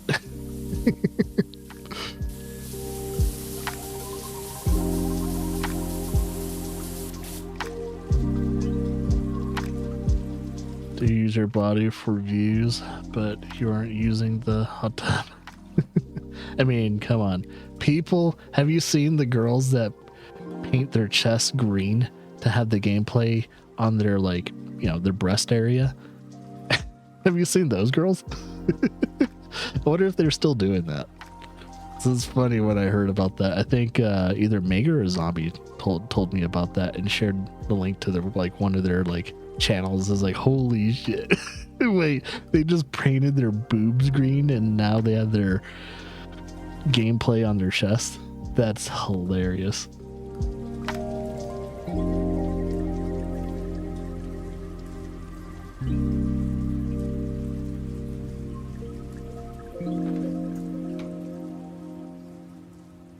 I give them credit. These girls that are trying to get your views and all that, they're very creative. I was like, holy shit, man, they go out of their fucking way.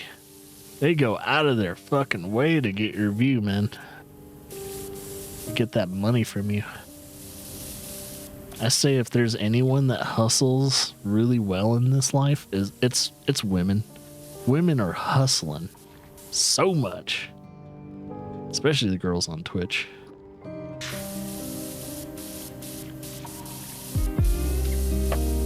So once they see that easy cashola, man, they don't stop hustling. As long as you're like even at least semi-attractive in some form or fashion, girls are gonna hustle. It's crazy. And girls that don't look pretty make VTuber, what do you call it? VTuber avatars. So the girls that don't look good, they have to rely on at least having a somewhat decent voice, but then having a semi-attractive character. So you got those people.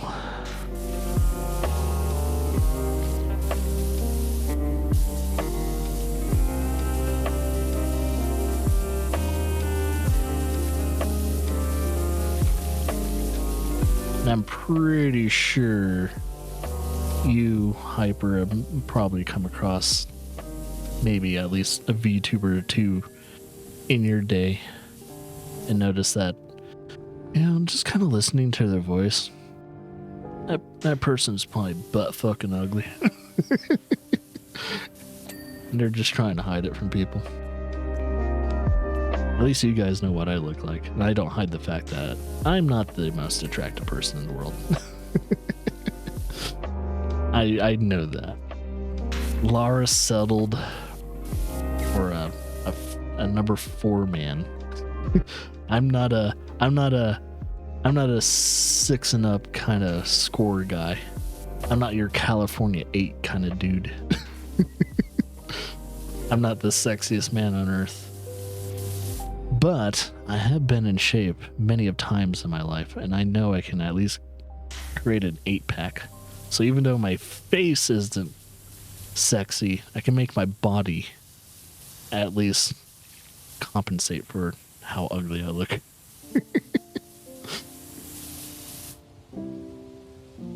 Hey, watching one now.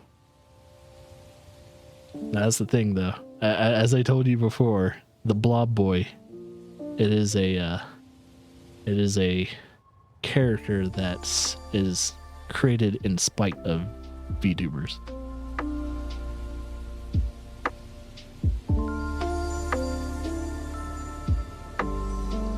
Hey, that's true. That is true, Hyper. We have a second kid, either going to be born either today or in the next week or so. So, I don't know, whatever I got, she likes. So, you know, that's saying something at least.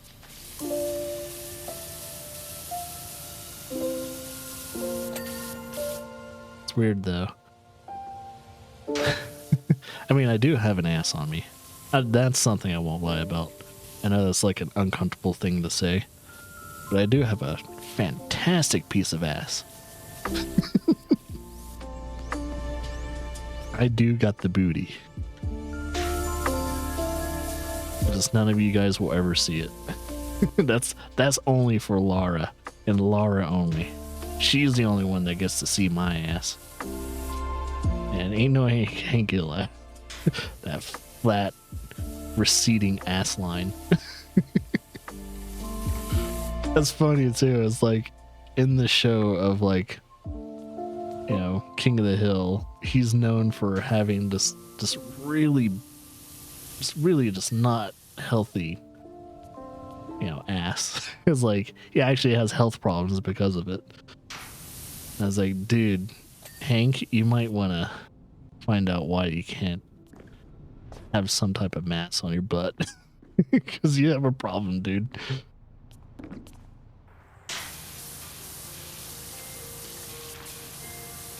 Trying to remember if Bobby has the same issue too. Like it might be like a genetic problem. It's like the Hill family just can't grow an ass to save their life.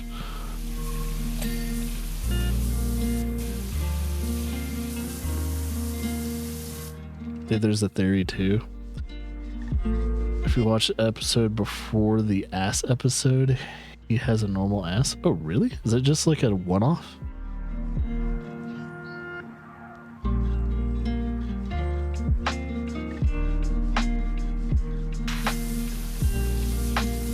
Or did they like make it a normal thing afterwards?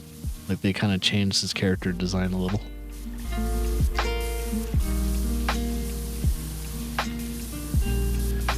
Because here's the funny thing is, there's a lot of girls out there that do like a guy with an ass.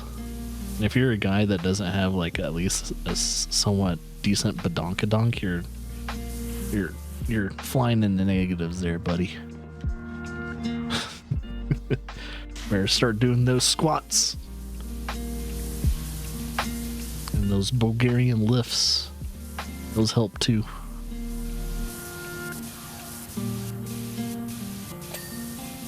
Squats really do help, actually. That's how I got mine. I was doing Olympic lifts before I met Lara. That's how I got my ass. I was lifting heavy, baby. At least 600-pound squats.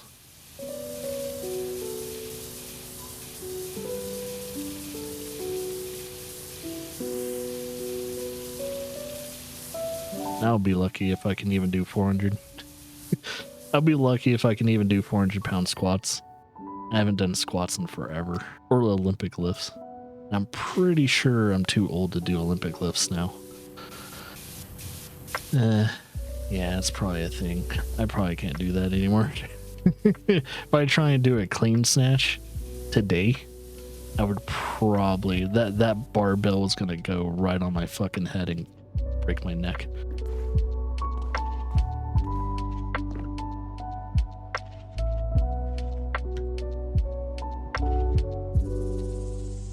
Much meat and fats aren't a problem.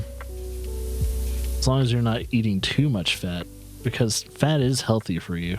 A lot of people kind of have that misconception that you should only eat lean food, like lean meat, like chicken and all that. But here's the thing. Some of the healthiest meats for you are things like elk, bison, and stuff like that. But you can't just eat it like as intended, you gotta cook it with like beef tallow and everything so you can get your fat that you need for your body. So there's stuff like that. A lot of people don't know too much about nutrition, and that's probably, as most people's downfall, is nutrition facts and what your body needs. Your body might need more fat than other people, and then there are some people that almost need no sugar, which most people tend to overindulge in sugar anyway, and some people just need to cut sugar out of their life completely, except for like sugar from fruit or honey.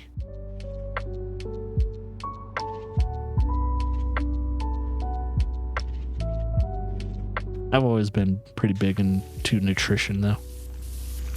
I mean, ever since I started weightlifting and everything when I was young, I kind of had to get into it in some form or factor, because you can't just be lifting weights and getting exercise done without getting into nutrition. This kind of goes hand in hand.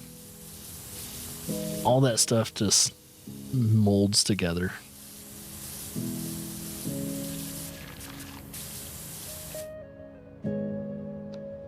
No, you need iron because health problems take.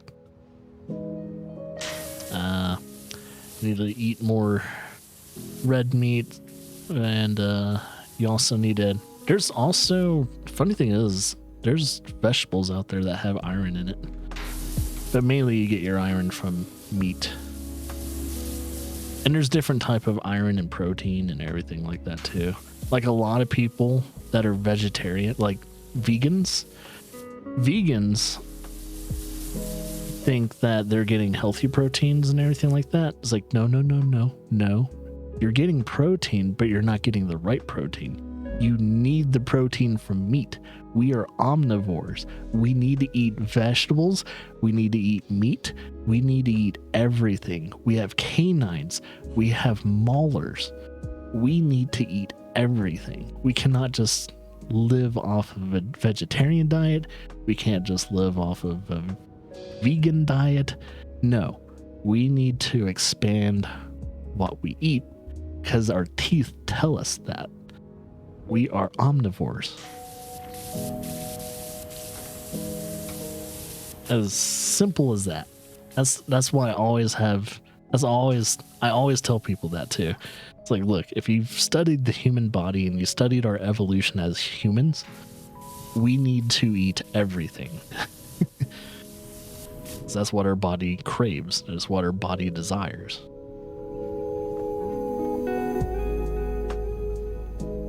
So you may be moving out of the state. Really? You're scared. Why? Is it just you can't live in that state anymore? Or are you like,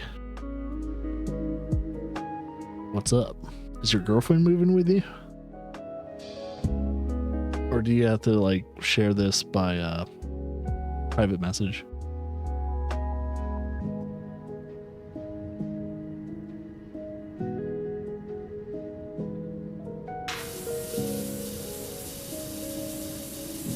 Okay. Because, like, yeah, depending on what state you're moving to, you can always move to Colorado. Colorado's not, I do have to say this, Colorado Springs, to where I live, is not easy to live. And I mean financially. Rent over in Colorado Springs is insanely fucking high.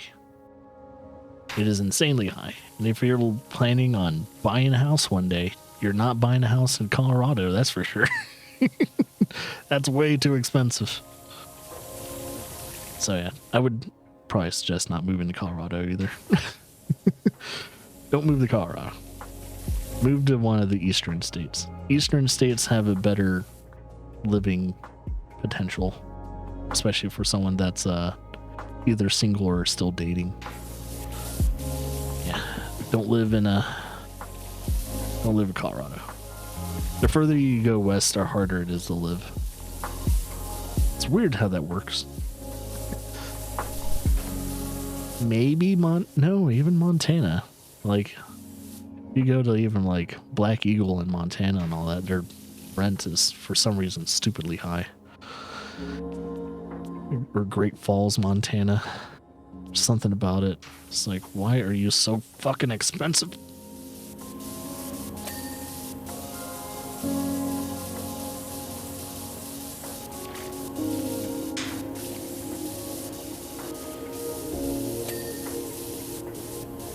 Yeah, if it's like a financial thing and all that, then it's like, well, if it's a financial thing and you have to move out of state for some reason, definitely don't come to Colorado. You'll be in a worse position, depending on... Oh yeah, you said you lived in, near the Great Lakes, right?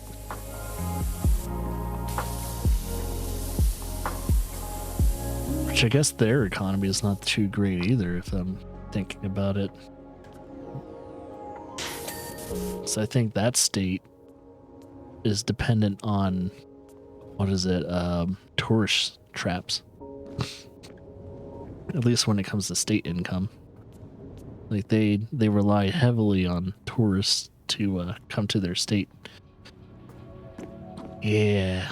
Well, they do have imports and exports, depending on some of the states near the Great Lakes.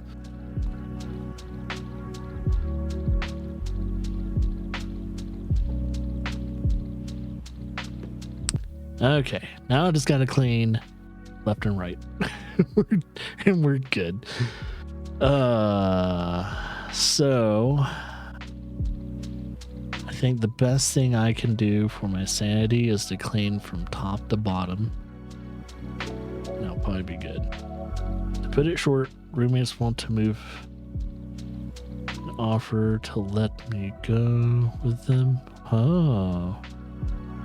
Do you... Okay, to not get too deep into it, do you know these people really well, and will they take a bullet for you? Do you know they will take a bullet for you?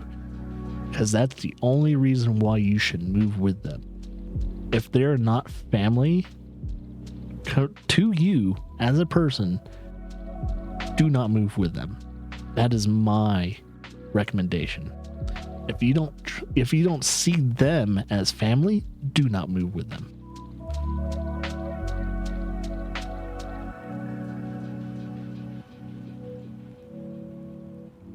That's the only thing I can say. Because if they don't treat you like family, they don't see you like family, you don't see them like family, it's not worth it. Because I've done some stupid shit in the past where I've moved in with friends that I considered friends, but in the long run, I didn't see them as family, and that was a huge issue. Oh, the break for... Okay. So they were there for you. They were able to help you out. They helped you see things through and everything like that. They made you... They made it to the point to where it made going through that 100 times easier than doing it by yourself. So that's what a friend is for. They're there for you in the good times. They're there for you in the bad times. They're supposed to be there all the time.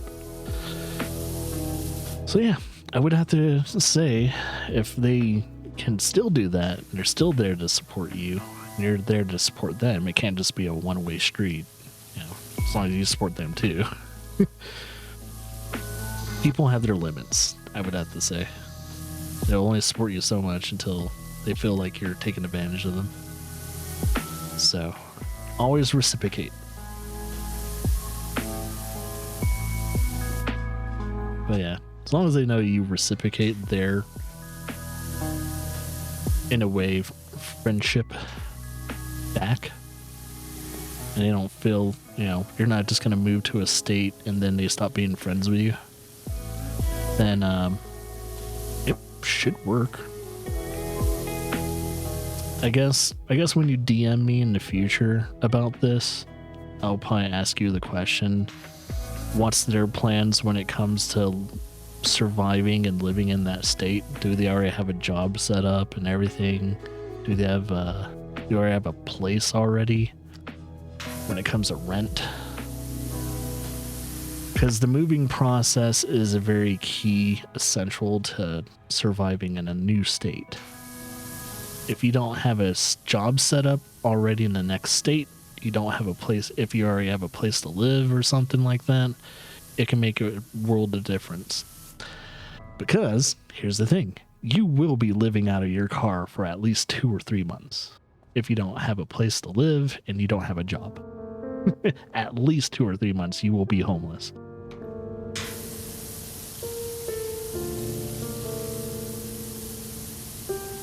Trust me, I'm talking from experience. I've lived out of my car a couple times. It is not the most comfortable thing to do. Go into like a YMCA just to take a shower.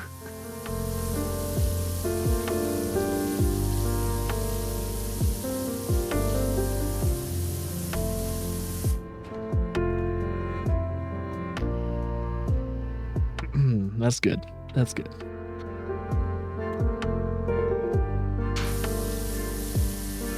Because I've seen too many people not know who the people they think they're friends with just to get backstabbed too many times. But as long as you have good friends, okay. I trust you have very good, what do you call it?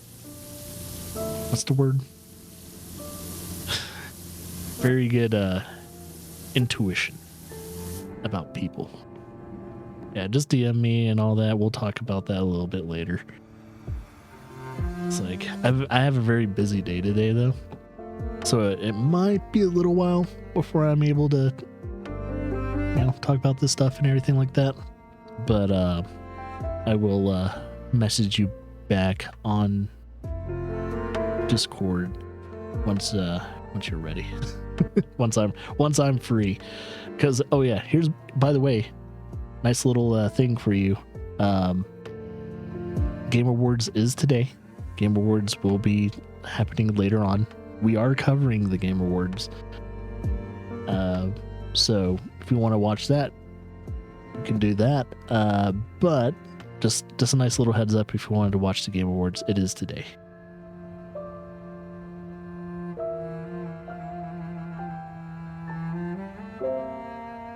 So yeah, nice little heads up.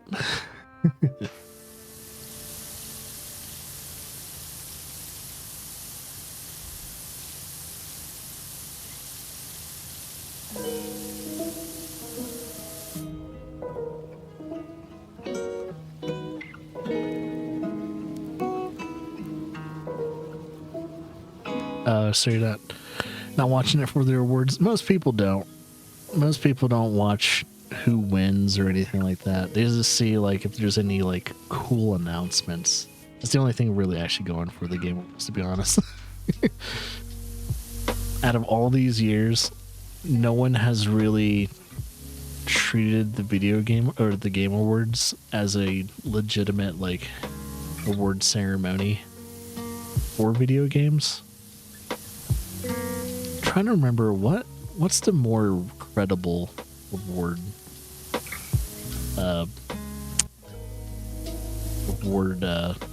facility. It's not BAFTAs, or it might be BAFTAs. It might be the BAFTAs. That's the more credible award to get, because if you get a Game Award, it doesn't really mean anything for a lot of people. It's Jeff Keighley and his buddies.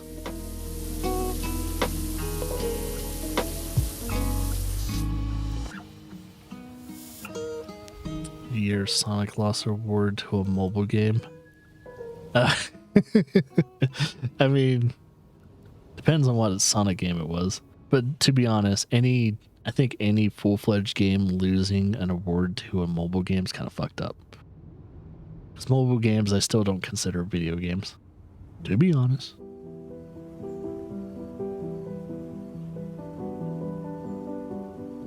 Really? Genshin Impact beat Sonic Frontiers? I mean, Sonic Frontiers isn't a perfect game or anything like that, but it was still fun. I would have probably voted for Sonic Frontiers more than Genshin Impact, to be honest. Because Genshin Impact's it's a gacha game. Genshin Impact is a gacha game. to be honest, games like that should not be up for rewards.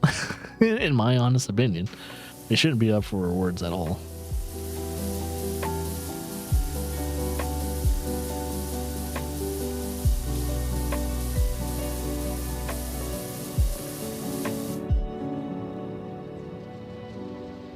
Starting rewards after a new update for the game that changed the ending of Sonic Frontiers. Oh, was it last year?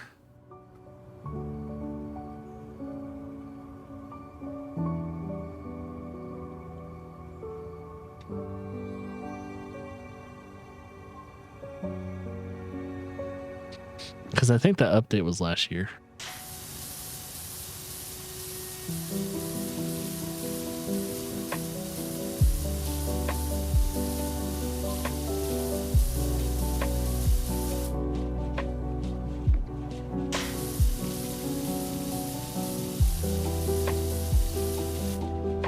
Remember if they, I think this ceiling is separated in two halves, so once I find the separation, I'll probably start cleaning the top of it. I haven't found the separation yet. It's a long fucking ceiling though. Long ass ceiling.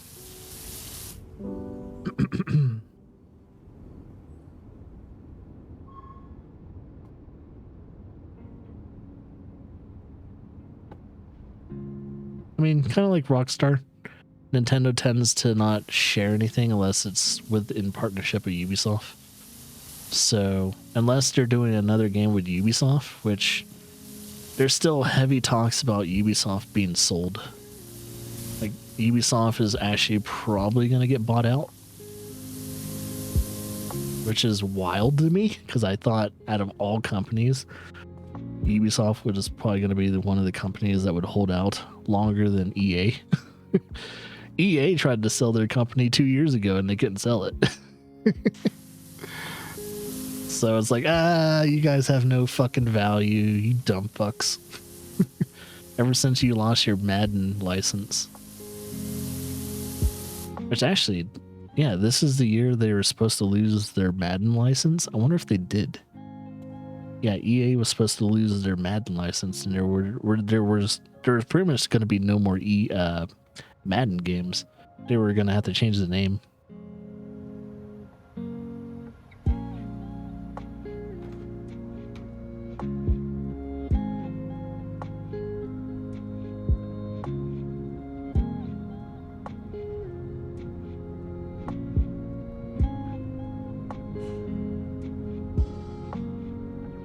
I mean, Reggie's always still in the crowd.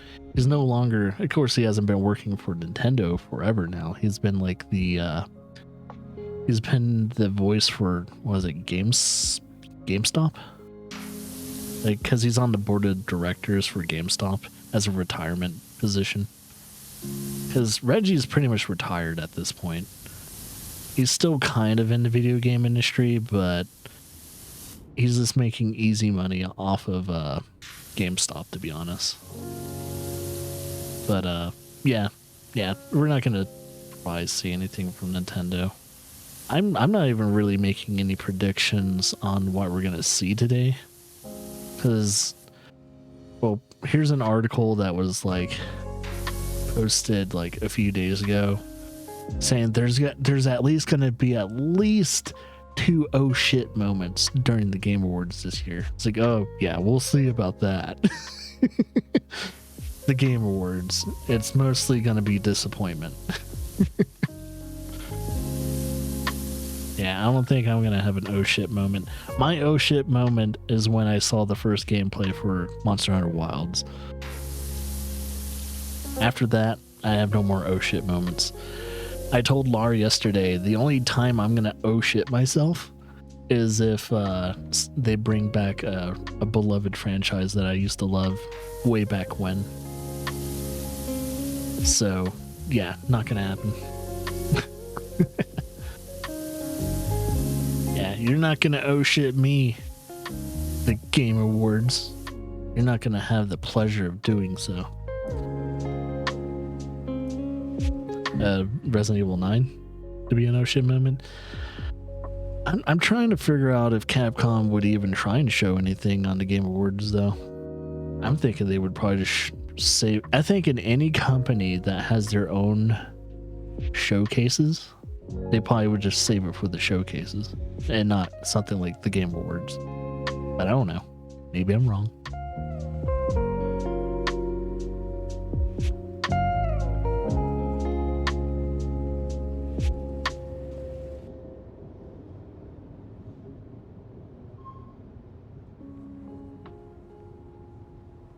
I mean, due to the fact that the third Sonic movie is pretty much at, knocking on the door of release, I mean, there could be.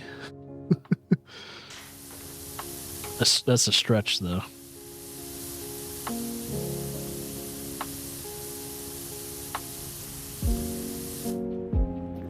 I think the majority of people watching the shows probably wouldn't be excited about that anyway. Which would probably fit the bill when it comes to any announcements from the Game Awards. So, who knows? There's probably a high likelihood of a Sonic trailer. Not to diss Sonic or anything like that, but most people watching the event are not particularly Sonic fanboys or anything like that, so who knows?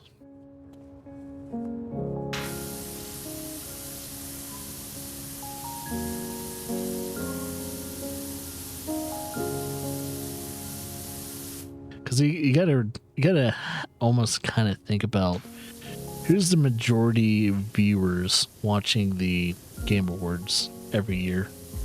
Who's that majority? And what games should be shown off during a said event? So I think even a majority of people watching the event, even though I'm probably considered a hardcore gamer, I think most hardcore gamers don't give a shit about the Game Awards. Like, none of us really do. I don't think anyone really cares about the Game Awards except for Jeff Keighley and his finger buddies.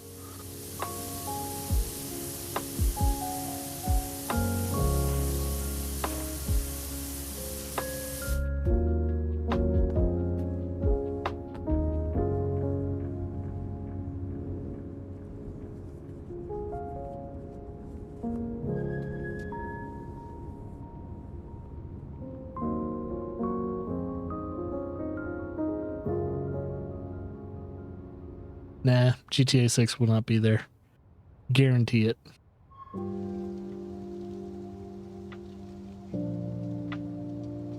Rockstar doesn't announce games or show off gameplay or anything like that. Literally Rockstar, in their whole entire lifespan of like announcing games, they just release the trailer, let their community do their own marketing. They don't even have to market the game. That's why they're never at things like E3 or Summer Game Fest or Game Awards. They don't have to be there. They're fucking Rockstar. If anything, the Game Awards needs people like Rockstar. And the thing is, the Game Awards would have to pay people like Rockstar at least a couple $1 million to show off their game. And that's not going to happen. Jeff Keighley doesn't have that much money. Even though he is a millionaire. Still, he does not have that he doesn't have that money to spend on just a game trailer or gameplay. Here's the thing though. We're not too far off from seeing actual gameplay for Grand Theft Auto 6, mainly because it is coming out next year. By the way, for anyone that totally forgot, Grand Theft Auto 6 coming out next year. Hold on to your pussies.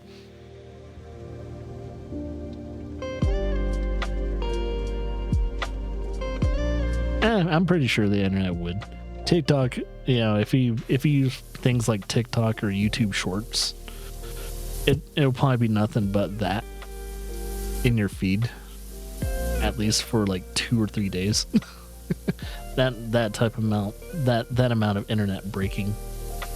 2 or 3 days of just nonstop Grand Theft Auto YouTube shorts. That's probably what would happen.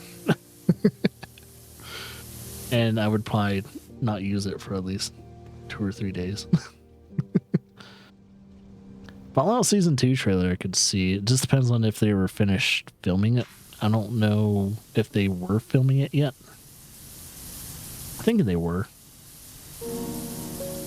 Because they greenlit the second season for Fallout 2. I just don't know if they've been filming it. Have they? I'm not sure. There's definitely going to be a trailer for a video game adaptation, though, for either a movie or a show. Definitely, highly likely that that's going to happen. Guaranteed. If it's not an animation or an anime, it's going to be a show of some kind. Probably see more of like the Splinter Cell show, maybe. That's probably going to happen. Splinter Cell is probably going to get shown off a little. Oops. Because there's that Splinter Cell animation on Netflix that's going to be releasing sometime soon.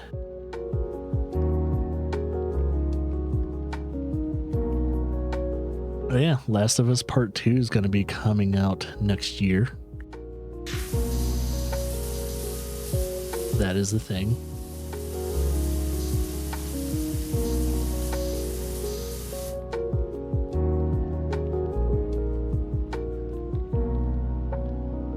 You know what? You joke about that, but if they actually showed a Rayman game, Ubisoft would have saved itself. Because you know how Ubisoft is in serious trouble, right? If Ubisoft wants to save their company, release a goddamn Rayman game. That will save your company. Literally, it will. If Ubisoft was actually a smart publisher, release the next Rayman game. It will save your company.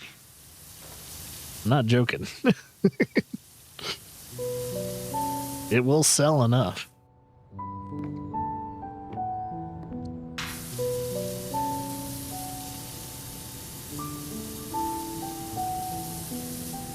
Because there's enough old school Rayman people and people that are new Rayman fans that have been waiting almost a decade now for a new Rayman game to come out.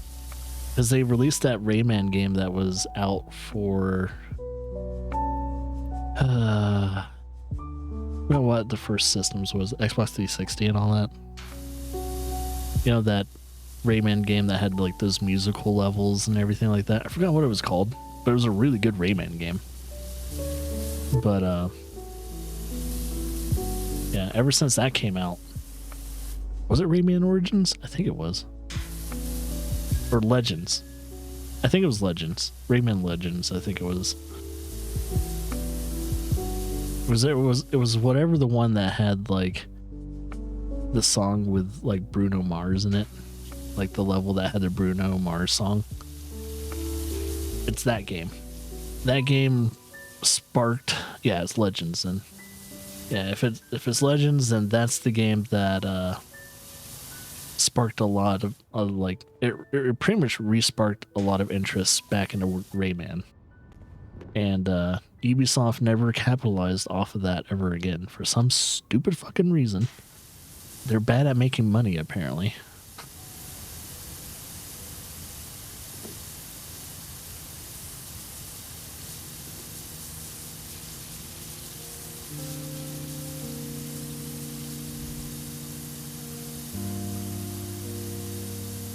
I mean, I would probably say the same thing when it comes to Nintendo, though. Nintendo could be making so much more money and making so much more new fans if they stop sitting on their dragon pile of gold. It's like, hey, how about you release some more games, Nintendo? How about that? Appease the gods, that is your customers.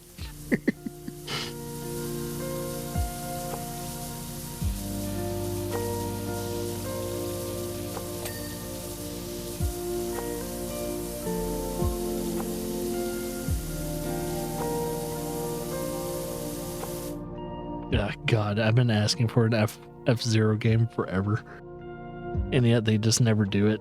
They released this F-Zero 99, and I'm just like, it's something, but it's not a new F-Zero game, you motherfuckers. I'm so pissed. F-Zero 99. That's not what we asked for, you piece of shit. Fuck you, Nintendo.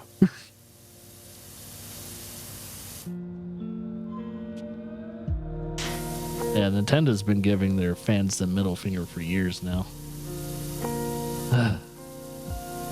It's like, how about we just stop supporting these companies, man? They keep giving us the big ass middle finger for franchises that we want, but yet they're never providing for us. I'm gonna stop supporting them. It's like, fuck that, you're not getting my money anymore until you provide the thing I want. Fuck you. I know that sounds like entitlement, but I'm not gonna buy anything I don't want. That's just, as customer to provider, just that's the law of how economics work. And if Nintendo doesn't see that, eventually they're gonna go under. All these half-assed Nintendo games coming out in the past few years now is not doing it for a lot of people anymore. The only thing that has been kind of somewhat doing it for people has been Tears of the Kingdom. And even that didn't win a lot of people over. That does say a lot of things about the company. It's like, shit, if you think what is it? If you think that Tears of the Kingdom didn't do as well as it really should have, at least when it comes to the notoriety of people liking it, then yeah, we got a problem.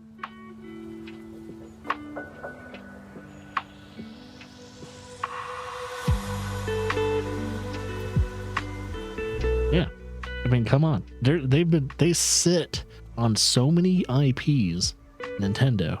They sit on so many fucking IPs. It's ridiculous that they don't do anything with said IPs. It's crazy. Like,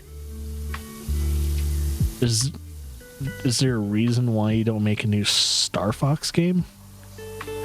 And the only reason why I think they don't make a new Star Fox game is they don't have any good ideas for it right now. That's probably the only thing I can think of. It's like, we don't have a good direction to go with Star Fox right now, so that's why we're not making Star Fox games. It's the same thing with the Metroid Prime 4. The reason why they scrapped it and restarted from the ground up is that the game they were making wasn't good enough for Metroid Prime. So they scrapped it and pretty much redid the development cycle. They lost millions upon millions of dollars doing that, but at least we know, at least when it comes to Metroid Prime, they do still at least care about Metroid Prime. Due to the fact they were able to sacrifice millions upon millions of dollars of revenue.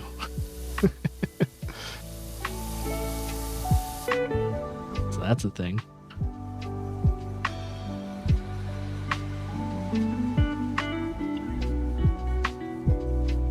Yeah, I was about to say, why is Wind Waker HD not on the Switch? Because I have it for the Wii U. I can actually stream it still. And I should probably go back to Wind Waker HD eventually someday. Actually finish playing it. It's like, why isn't any of these like classic good games, or even semi-classic, like Wind Waker HD, I guess is old enough to be called a classic game now. I'm not too sure. I forgot when it's not considered a retro game. Hasn't been 30 years yet. Was it 20 or 30 years before a game becomes a retro game? I forgot what they classify retro.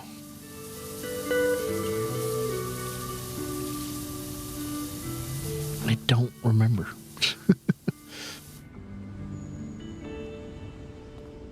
That seems a little too early. Or are you talking about the release date for Wind Waker? So I thought Wind Waker came out in the 2000s. So wasn't it a GameCube game before? Or am I thinking... No, it's not Game... Well, is it GameCube? I don't remember. Oh, yeah, it was a GameCube game. That's what I thought. Because a lot of people were pissed off at it that it wasn't realistic graphics. But in the long run, I think Wind Waker is probably the only Zelda game that has aged the best. It is one of these Zelda games that has aged as good as a Link in Time.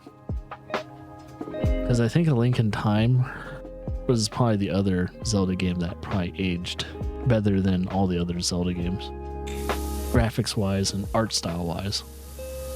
Because let's be honest, Ocarina of Time and Majora's Mask look like ass now. Not gonna lie, they look like complete garbage today, but they're still considered the most beloved Zelda games of all time, understandably, and I do agree with that.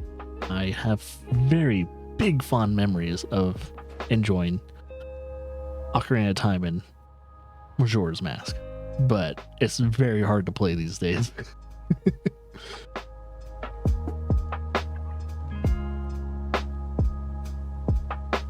Oh yeah, I do heavily agree.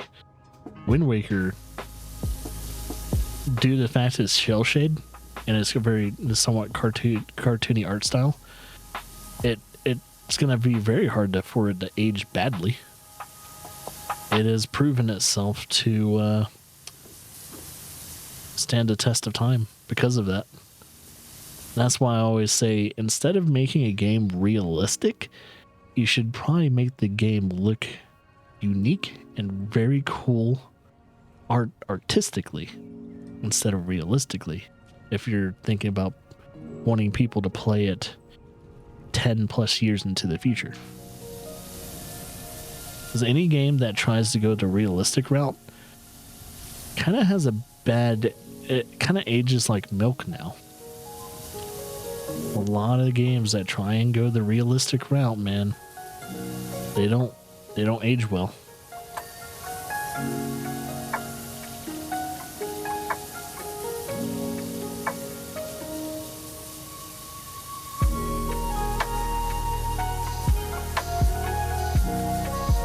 And that's no personal opinion. That is just the statistics of how games sell these days and how people feel.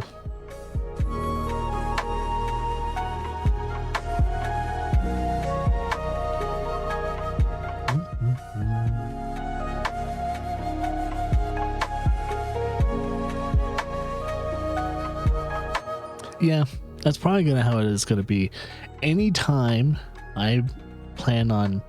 Well, here's the funny thing is, this channel is somewhat known for when I do a playthrough of a game that's a slightly older, or even older, like a week during the time I'm playing said older game, or maybe like after we're done finishing a playthrough of a game, it's either gonna get a HD reboot or it gets a sequel. And it's wild how that is whenever we do that. It's like, I don't understand why. Sometimes when, like a good amount of times when we play older games on this stream, if I haven't done a playthrough yet, for some ungodly reason, will play a game, do a playthrough of it, and then not too long from then we'll get we'll get news that they're either rebooting the franchise, remastering it, or they are making a sequel of said game. And it's like, what the fuck? What, am I like a good luck charm for those people? Maybe I should start playing more Nintendo games on stream.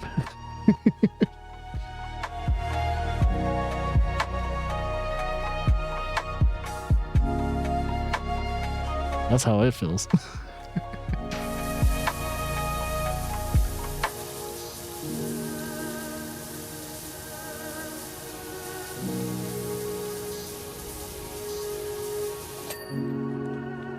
Dino Crisis. I've been asking for a Dino Crisis reboot in the style of Resident Evil like 2 forever now. They have yet to do that. Probably because I haven't played it. The thing is, oh yeah, Jack and Dexter as well. Yeah, that'd be cool. I don't know. It's a stretch though, but because I don't see Naughty Dog doing it. It would have to be another company that would make Jack and Dexter. Because Naughty Dog's not going to do more games like that anymore. I would love them to, but they're clearly working on the next life, the Last of Us, and they're also working on the new IP. So whatever Naughty Dog's doing right now, they do not have enough time to work on, sadly, a Jack and Dexter. I really want them to release it at some, like, please, if anything, a reboot of Jack and Dexter, please. I don't care, just give me something Jack and Dexter. That's all I ask for, man. I'm like a heroin addict scratching a hole in my arm. It's like, give me it.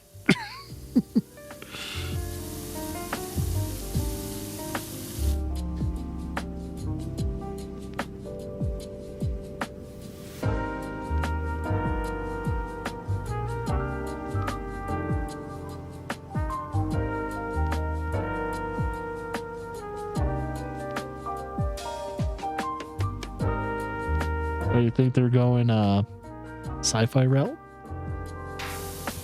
Like a sci-fi new either an exploration game or a RPG. Maybe it's like Naughty Dog's first RPG is sci-fi related.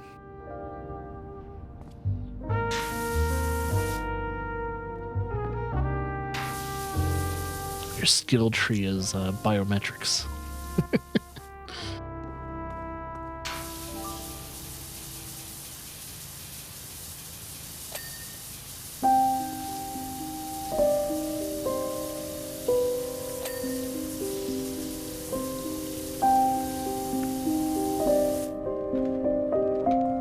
I don't know. I think it would be smart of Naughty Dog not to make an open world game.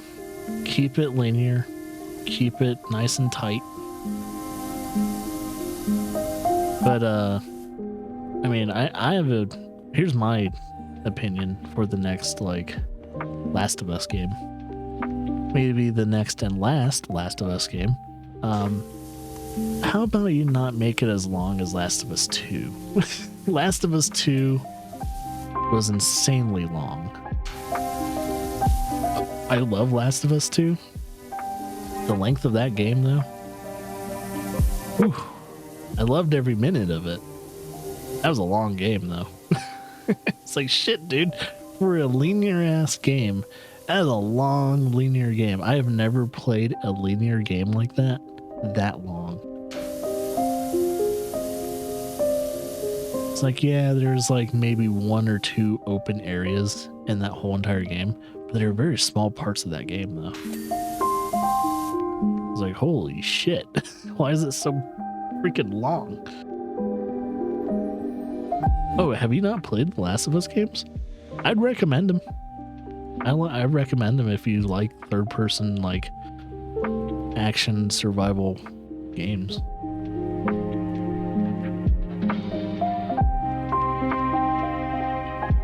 So you're already spoiled when it comes to story, then. Sad days.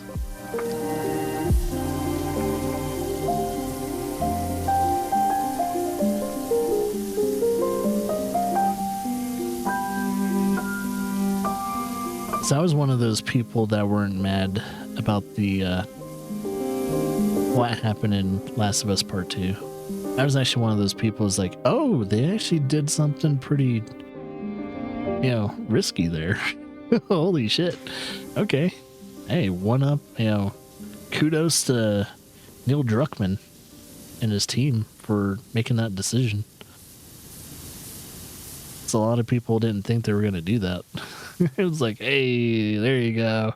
I gave them a thumbs up when they actually did the thing in Last of Us Part 2. Like, oh shit, they did it.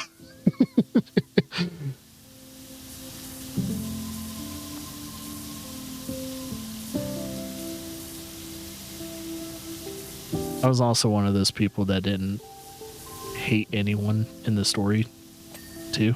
A lot of people didn't like the new girl, but I was one of those people. It's like, I have nothing wrong against her. I mean, at first I didn't like her, but then once you started playing as her, I once you get to know someone, that's the whole thing about Last of Us Part 2 is that, it's kind of hard to judge someone if you don't know them.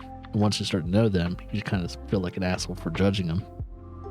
And that was the whole point in that second half of Last of Us Part 2. It was like, you as a player felt like a complete and utter dickhead.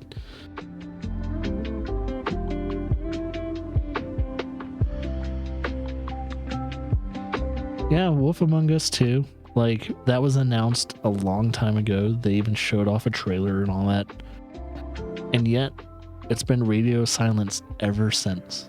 And I have no clue if we're actually going to get a Wolf Among Us 2.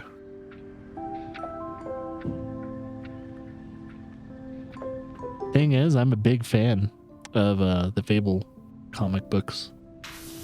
I really enjoy them.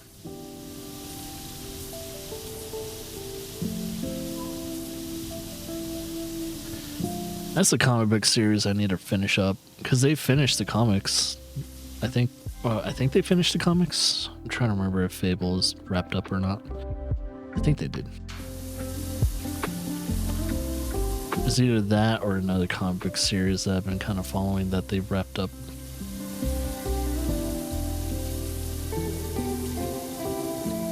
Pretty sure Fable was wrapped up though. They have a lot of spin-offs and all that, but because I have a couple Cinderella Fable stories of her being like, a spy and shit. I have those.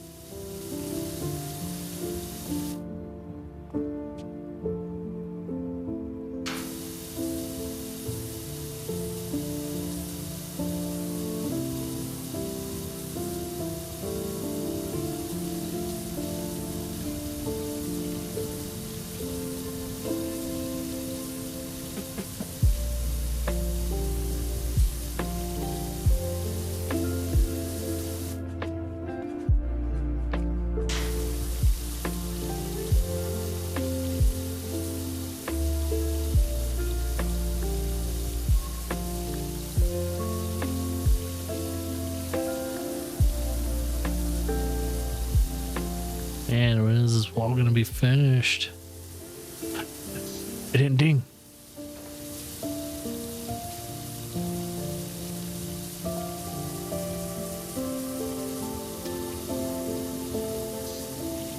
Oh, what's not clean?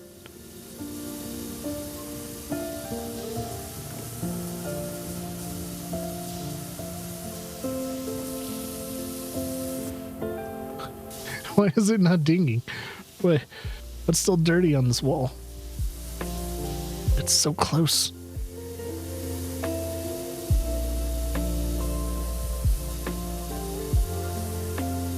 Uh-oh. Uh-oh.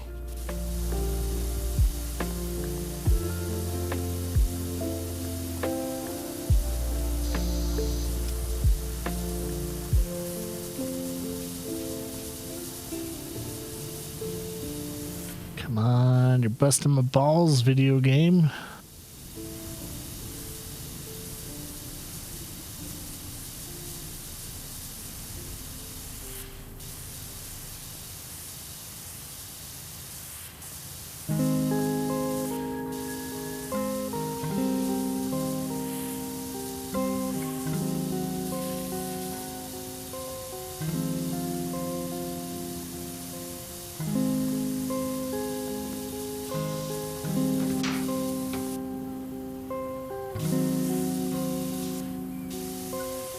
There it goes. Jesus Christ.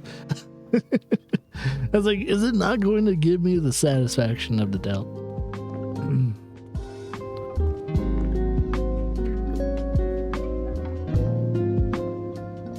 But yeah, when it comes to video games though, I have no clue what to expect in the Game Awards.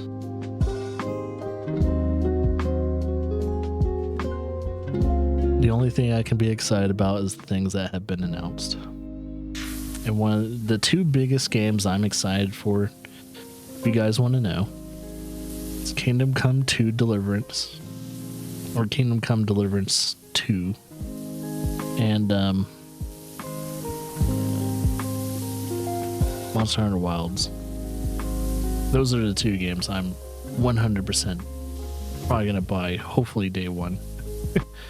But sadly, they both come out on the same fucking month. And I will probably only have time to play one of them. So most likely it's probably going to be Monster Hunter Wilds for February. And Kingdom Come is probably going to have to wait like a month or two later after I'm done with the playthrough for Monster Hunter Wilds. That's probably going to be the sound decision. It's like, yeah, it's going to have to wait, man.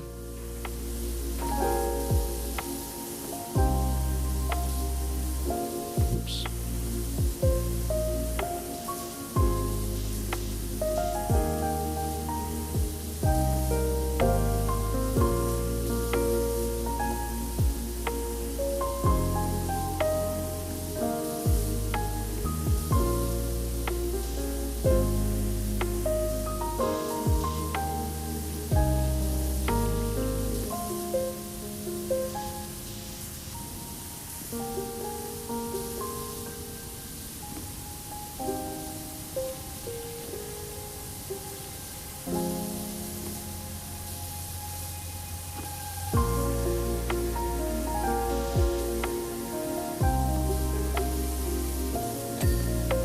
There we go. Now I just need to clean the fucking tracks. Tunnel. Alright, let's see if I can clean these tracks real quickly. I might have to clean one track at a time though.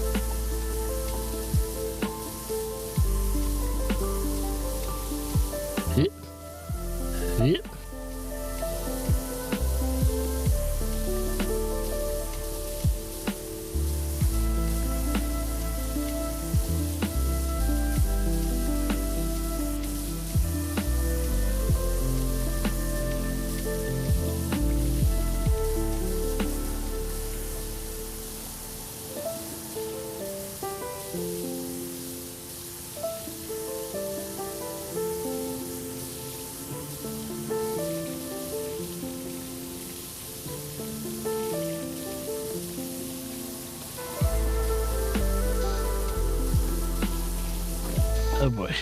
Yeah, cleaning this side of the track is gonna suck ass. I have to do it like this.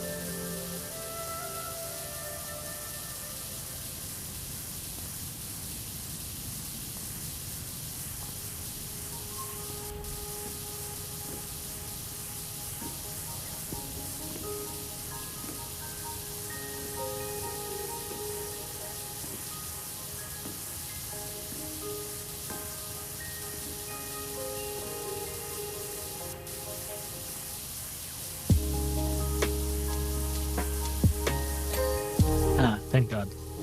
I was like wondering if I was gonna have to clean it the other way too. Oh, thank you.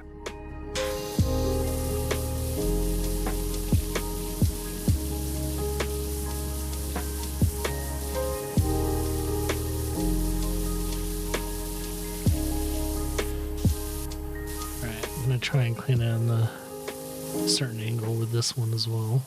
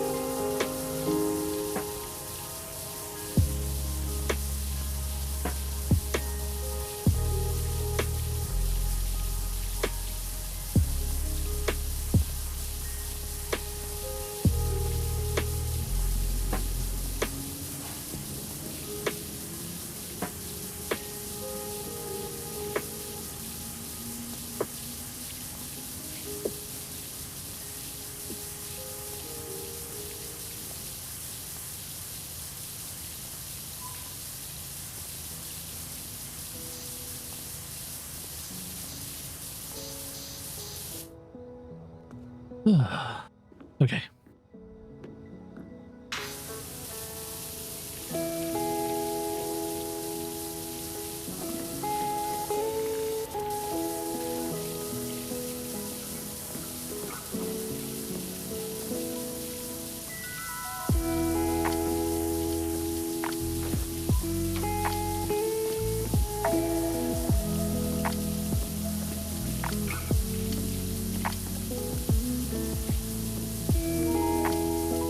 No, battery's low.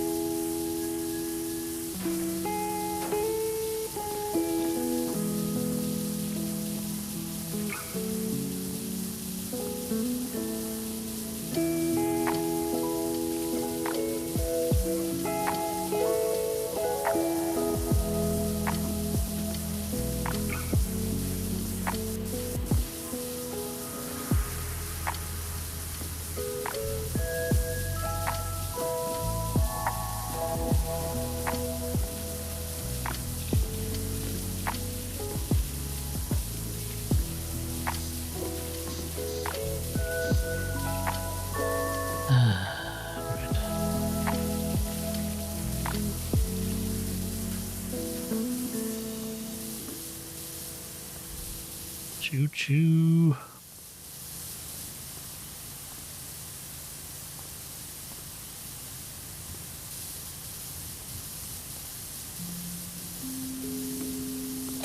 There you go.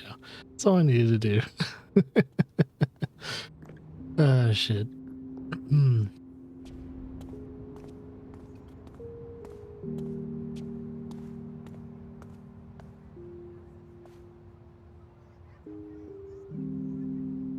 Hmm.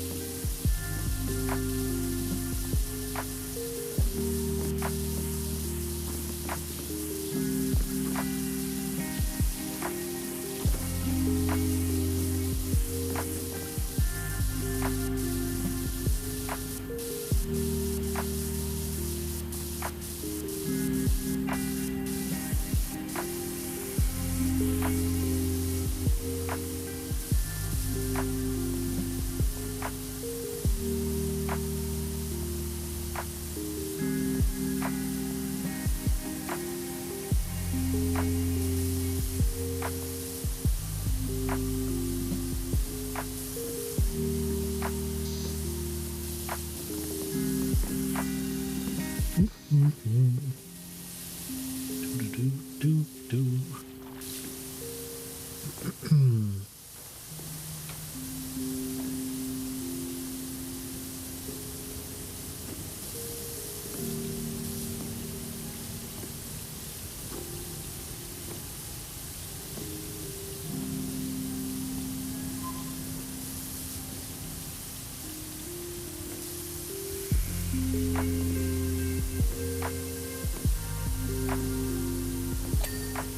Hoopla!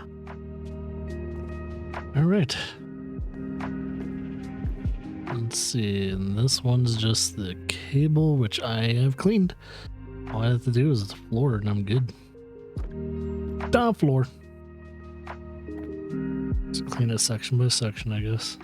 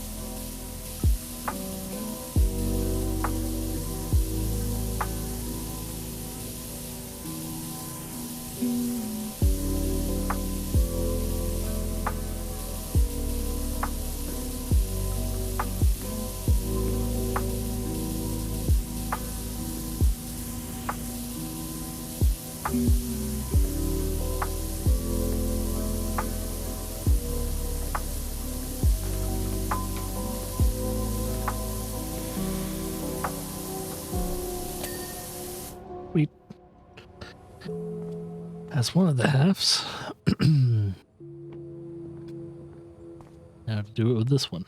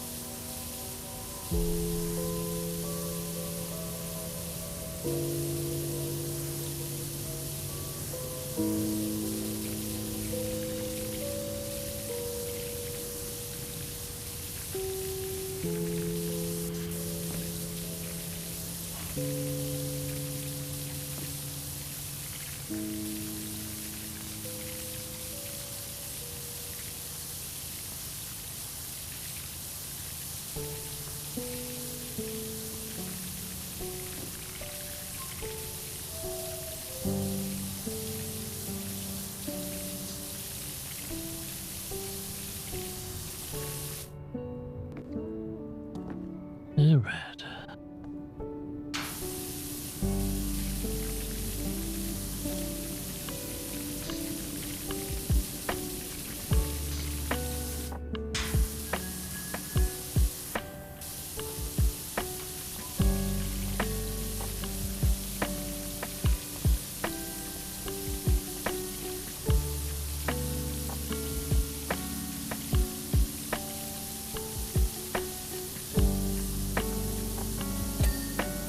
Sweet. All right, that's one track. And now another track. Fuck me. All right, I'm probably gonna take our second to last break for just this stream for today. Gonna let the dogs out, go to the bathroom, all the other stuff, and I'll be right back. So yeah, second break screen for the VOD as well, which is gonna be like 5 to 10 minutes. So I'll be right back.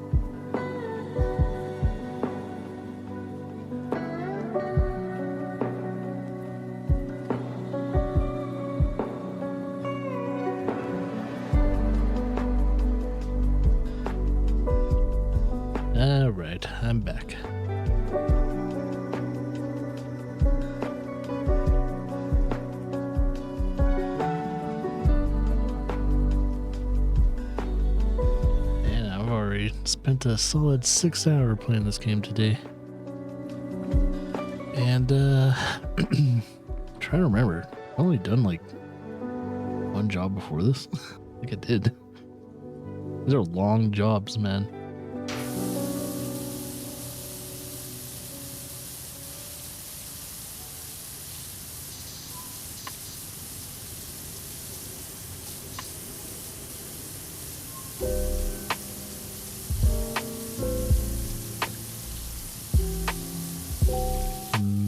I might have to get the stronger extension.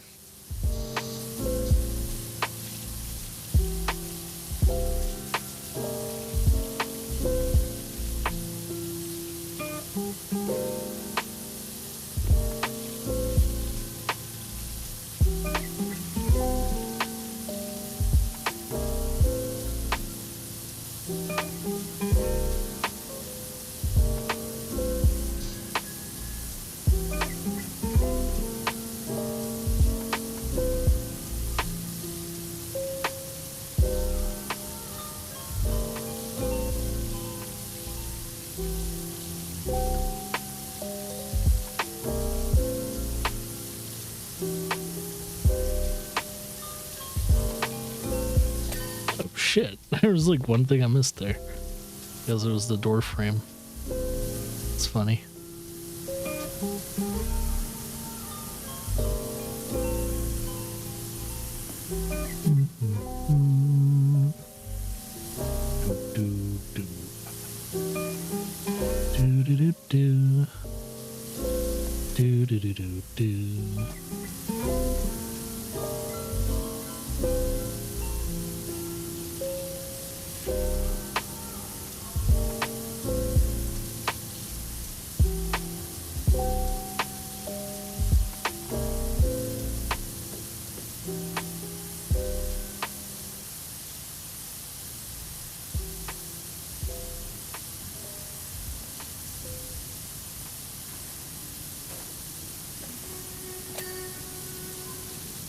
Ding.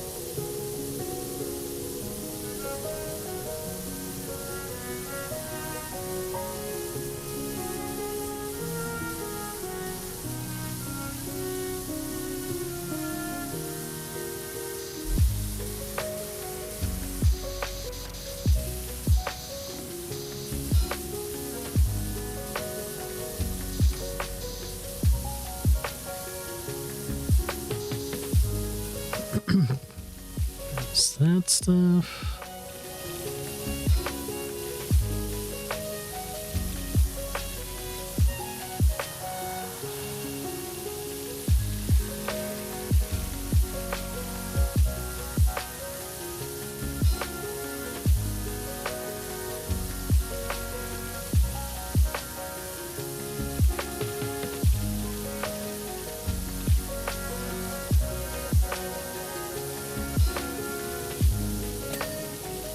Sweet.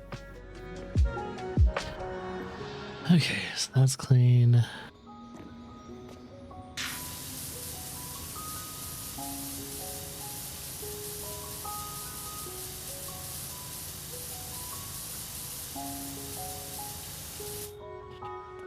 do. Do, do, do.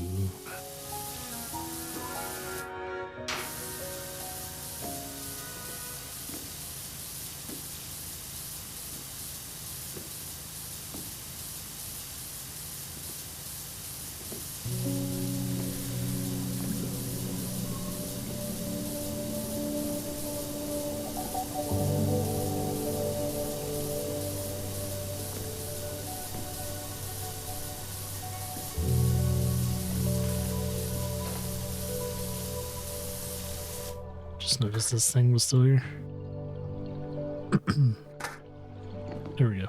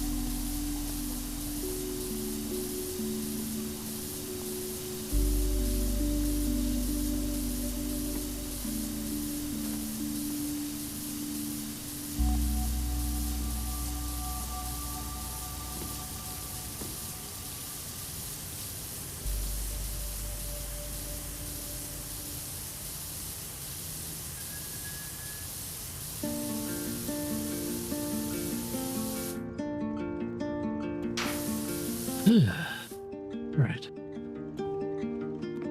Finish this ceiling.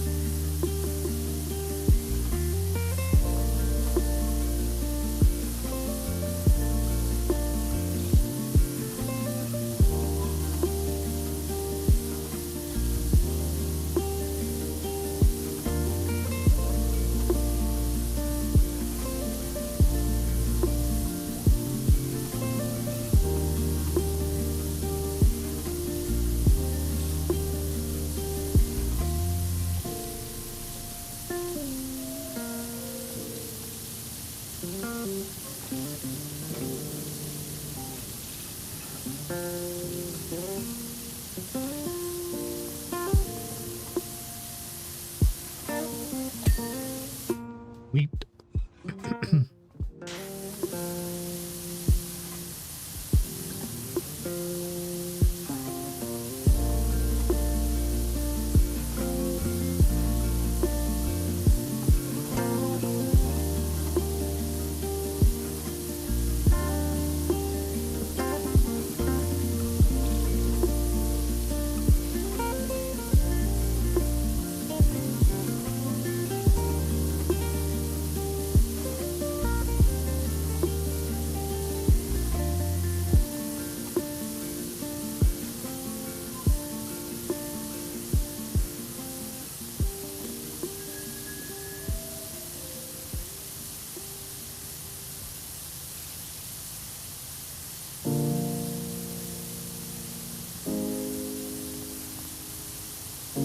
this job feels like it's been going forever now.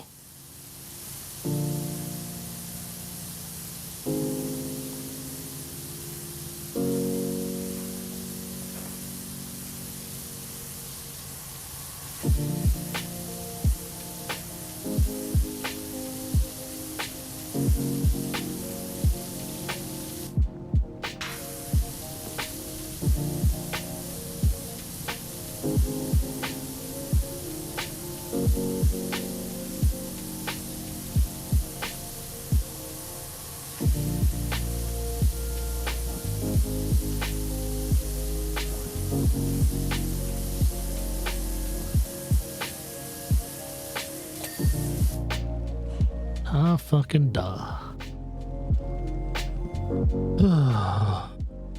Okay.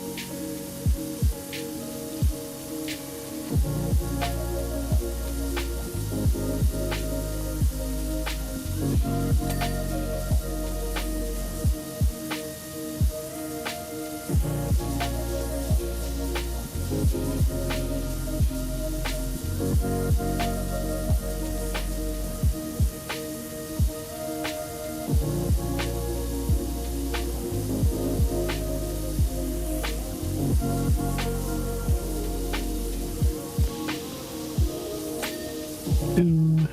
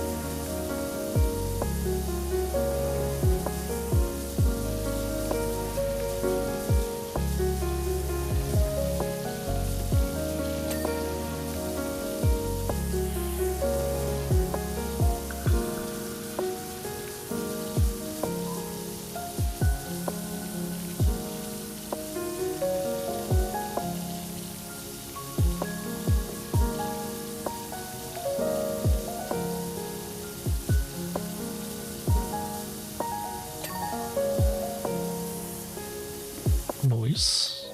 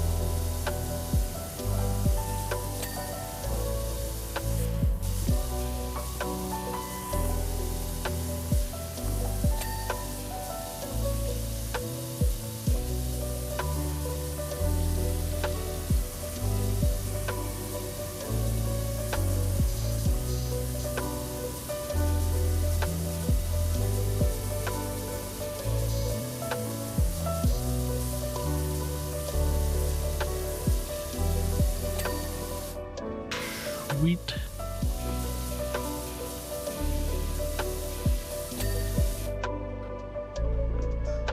Whew, thank God I'm making this my last job for the day, because this was a fucking long one. Whew. The majority of the 6 hours I spent on the stream was this one.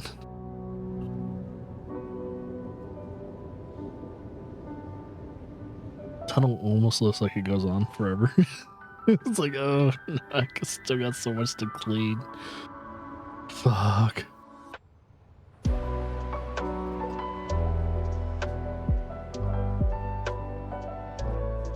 All I have left is pretty much the big wall, side of the railing, ground, and the actual railing itself. All I have. As long as I get through that, I'm good.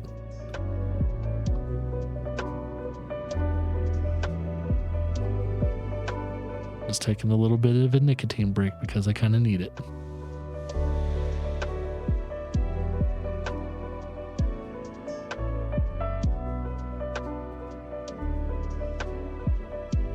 Here's the thing.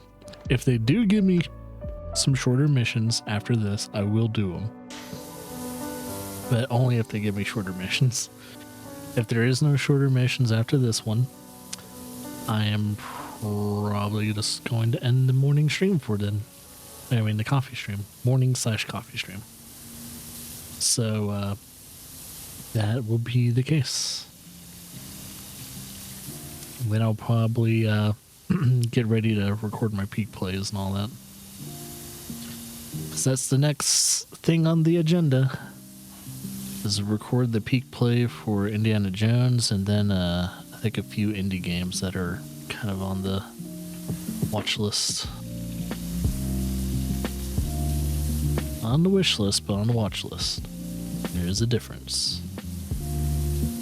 It's like I'm watching these games. I don't know if I want them yet. That's why I want to do a peak play on them.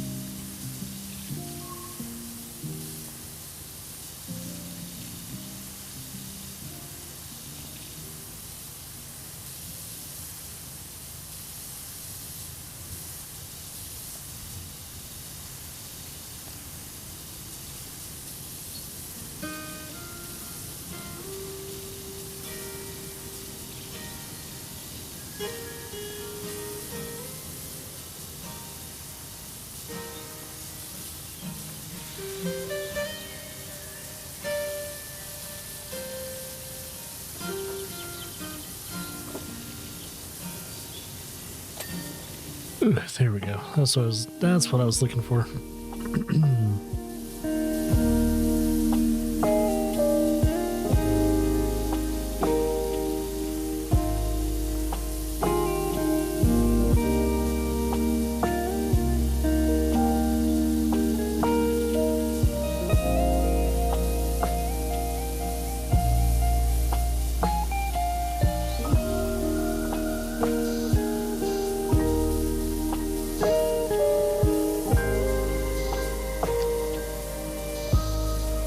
Okay, let's start cleaning this tunnel wall.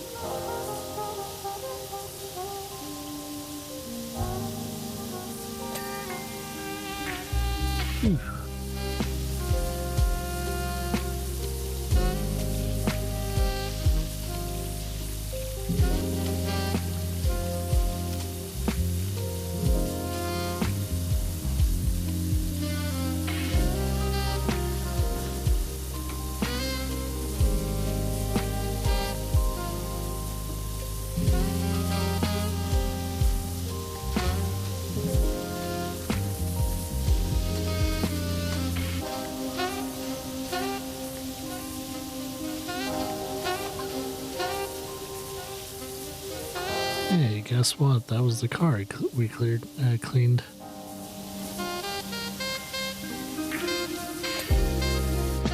one of the cars.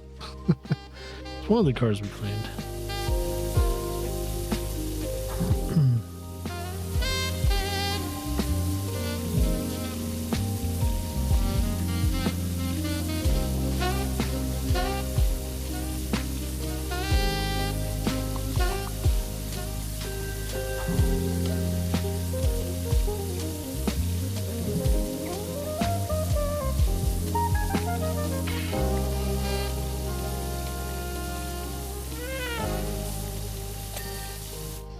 Sweet. Alright, oh, that's clean. Now just need to clean this.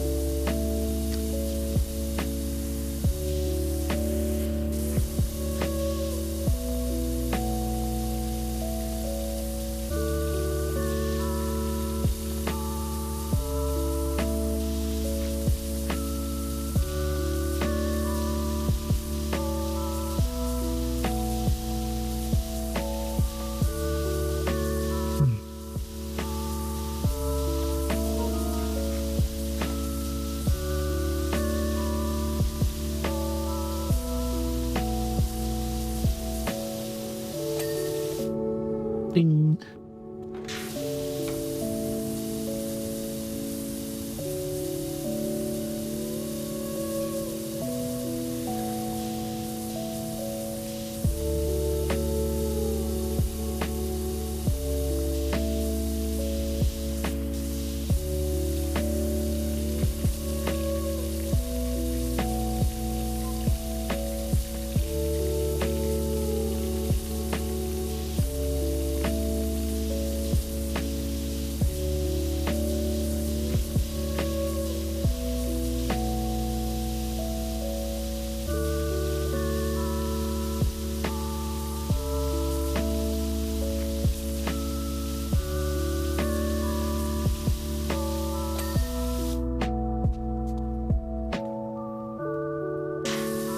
All right.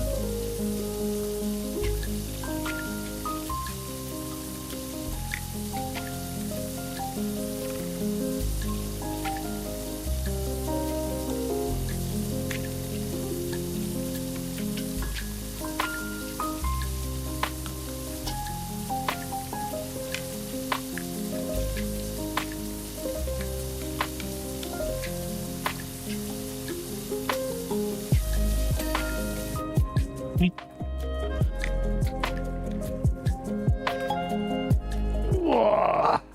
Need to stretch a little bit.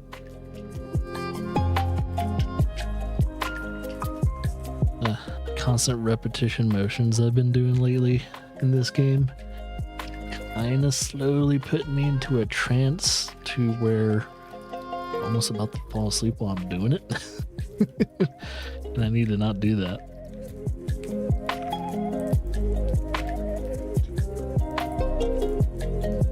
I was like, oh man, last thing that needs to happen is me falling asleep while I'm in the middle of a stream.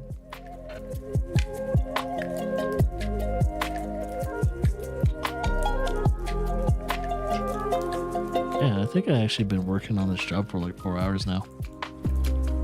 Cause like, let's see, I think the Walmart bad guy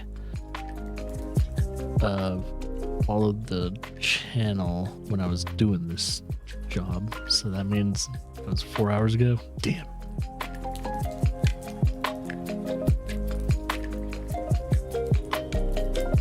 It's ridiculous. This job has gone on for way too long. It bothers me. Yes, I know. At least I got some of the charge going.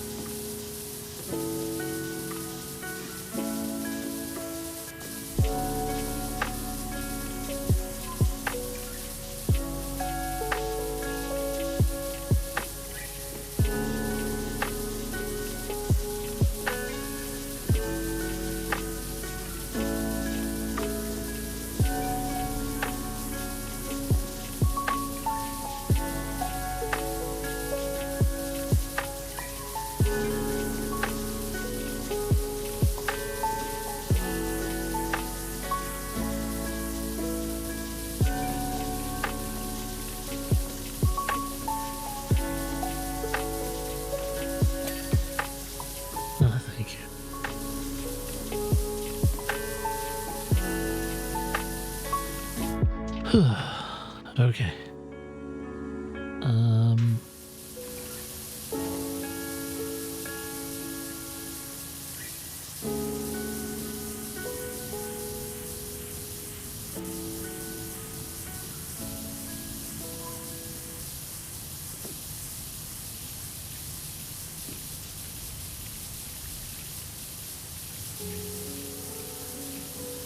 The shit? Man, that's some hard-ass grime. Alright, that's just some grime that I'm gonna have to really hit hard.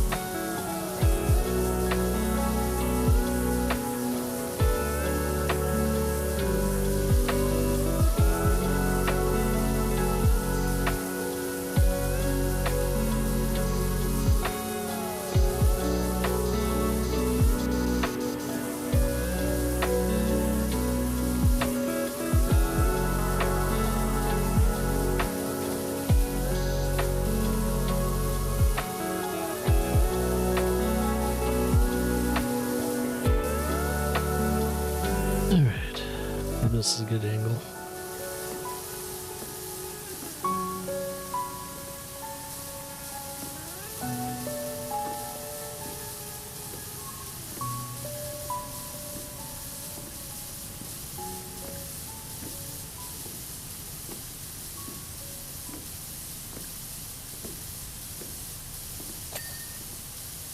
Sweet.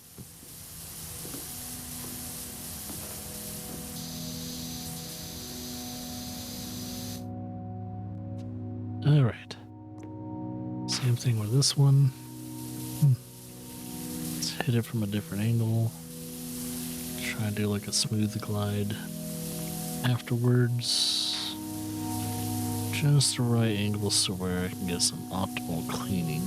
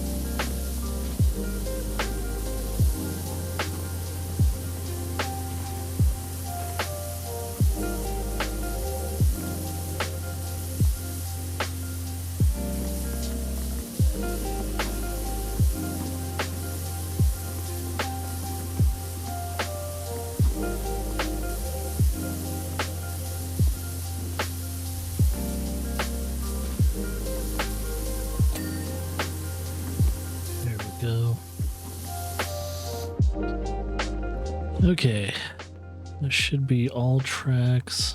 Now it's just the floor. Oh boy. That's gonna be freaking fun to clean.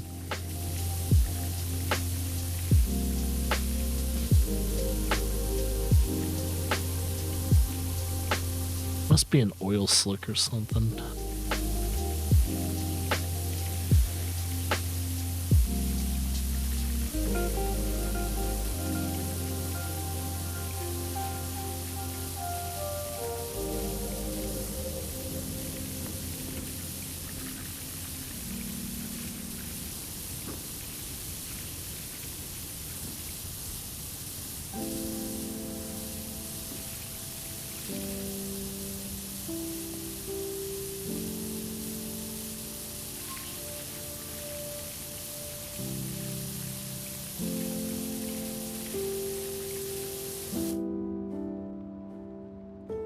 Ooh. All right.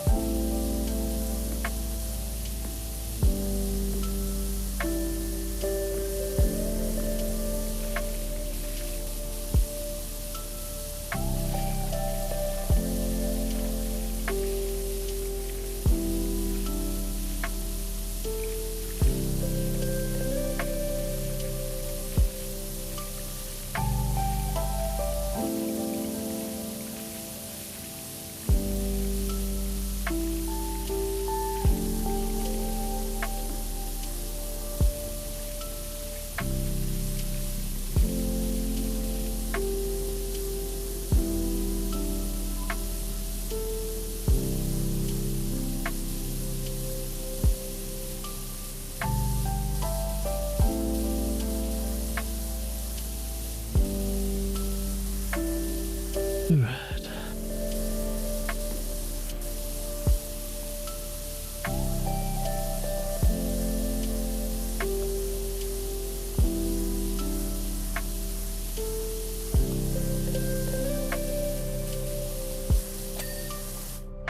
Sweet. Says I'm 99% done. 4 stars. The list hasn't popped up yet either, which makes me a little nervous. What the hell did I miss?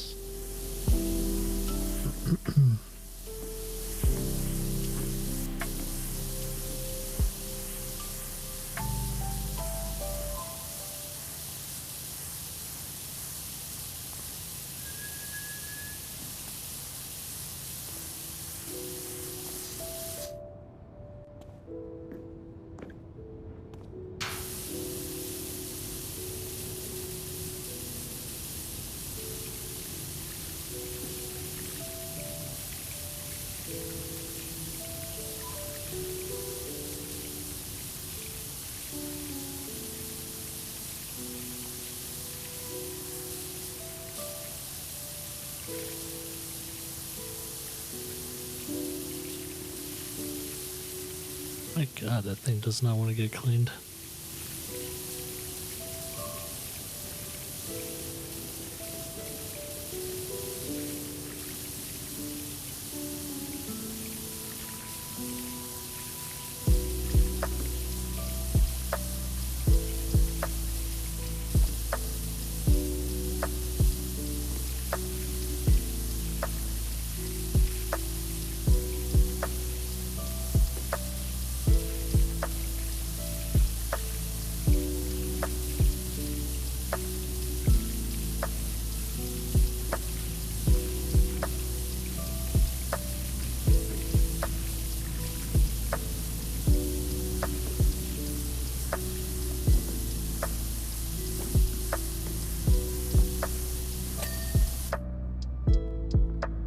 Okay. What did I miss to clean? Oh. It still needs to get cleaned. Oh. What's that? There's a platform light. There is a single signal lights. There's a tunnel light. There's one tunnel light. All right, that's a tunnel light. Which one? Oh, there's one.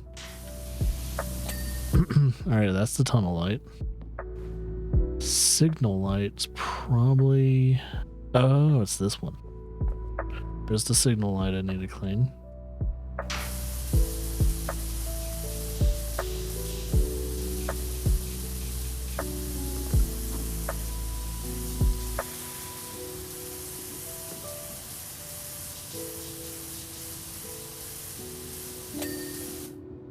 And then there's a platform light.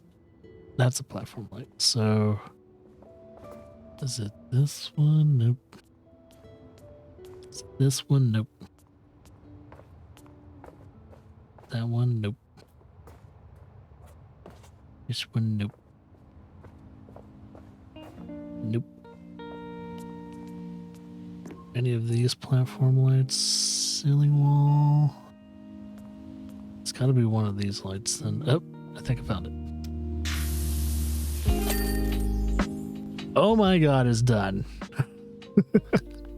Holy shit. That job sucks.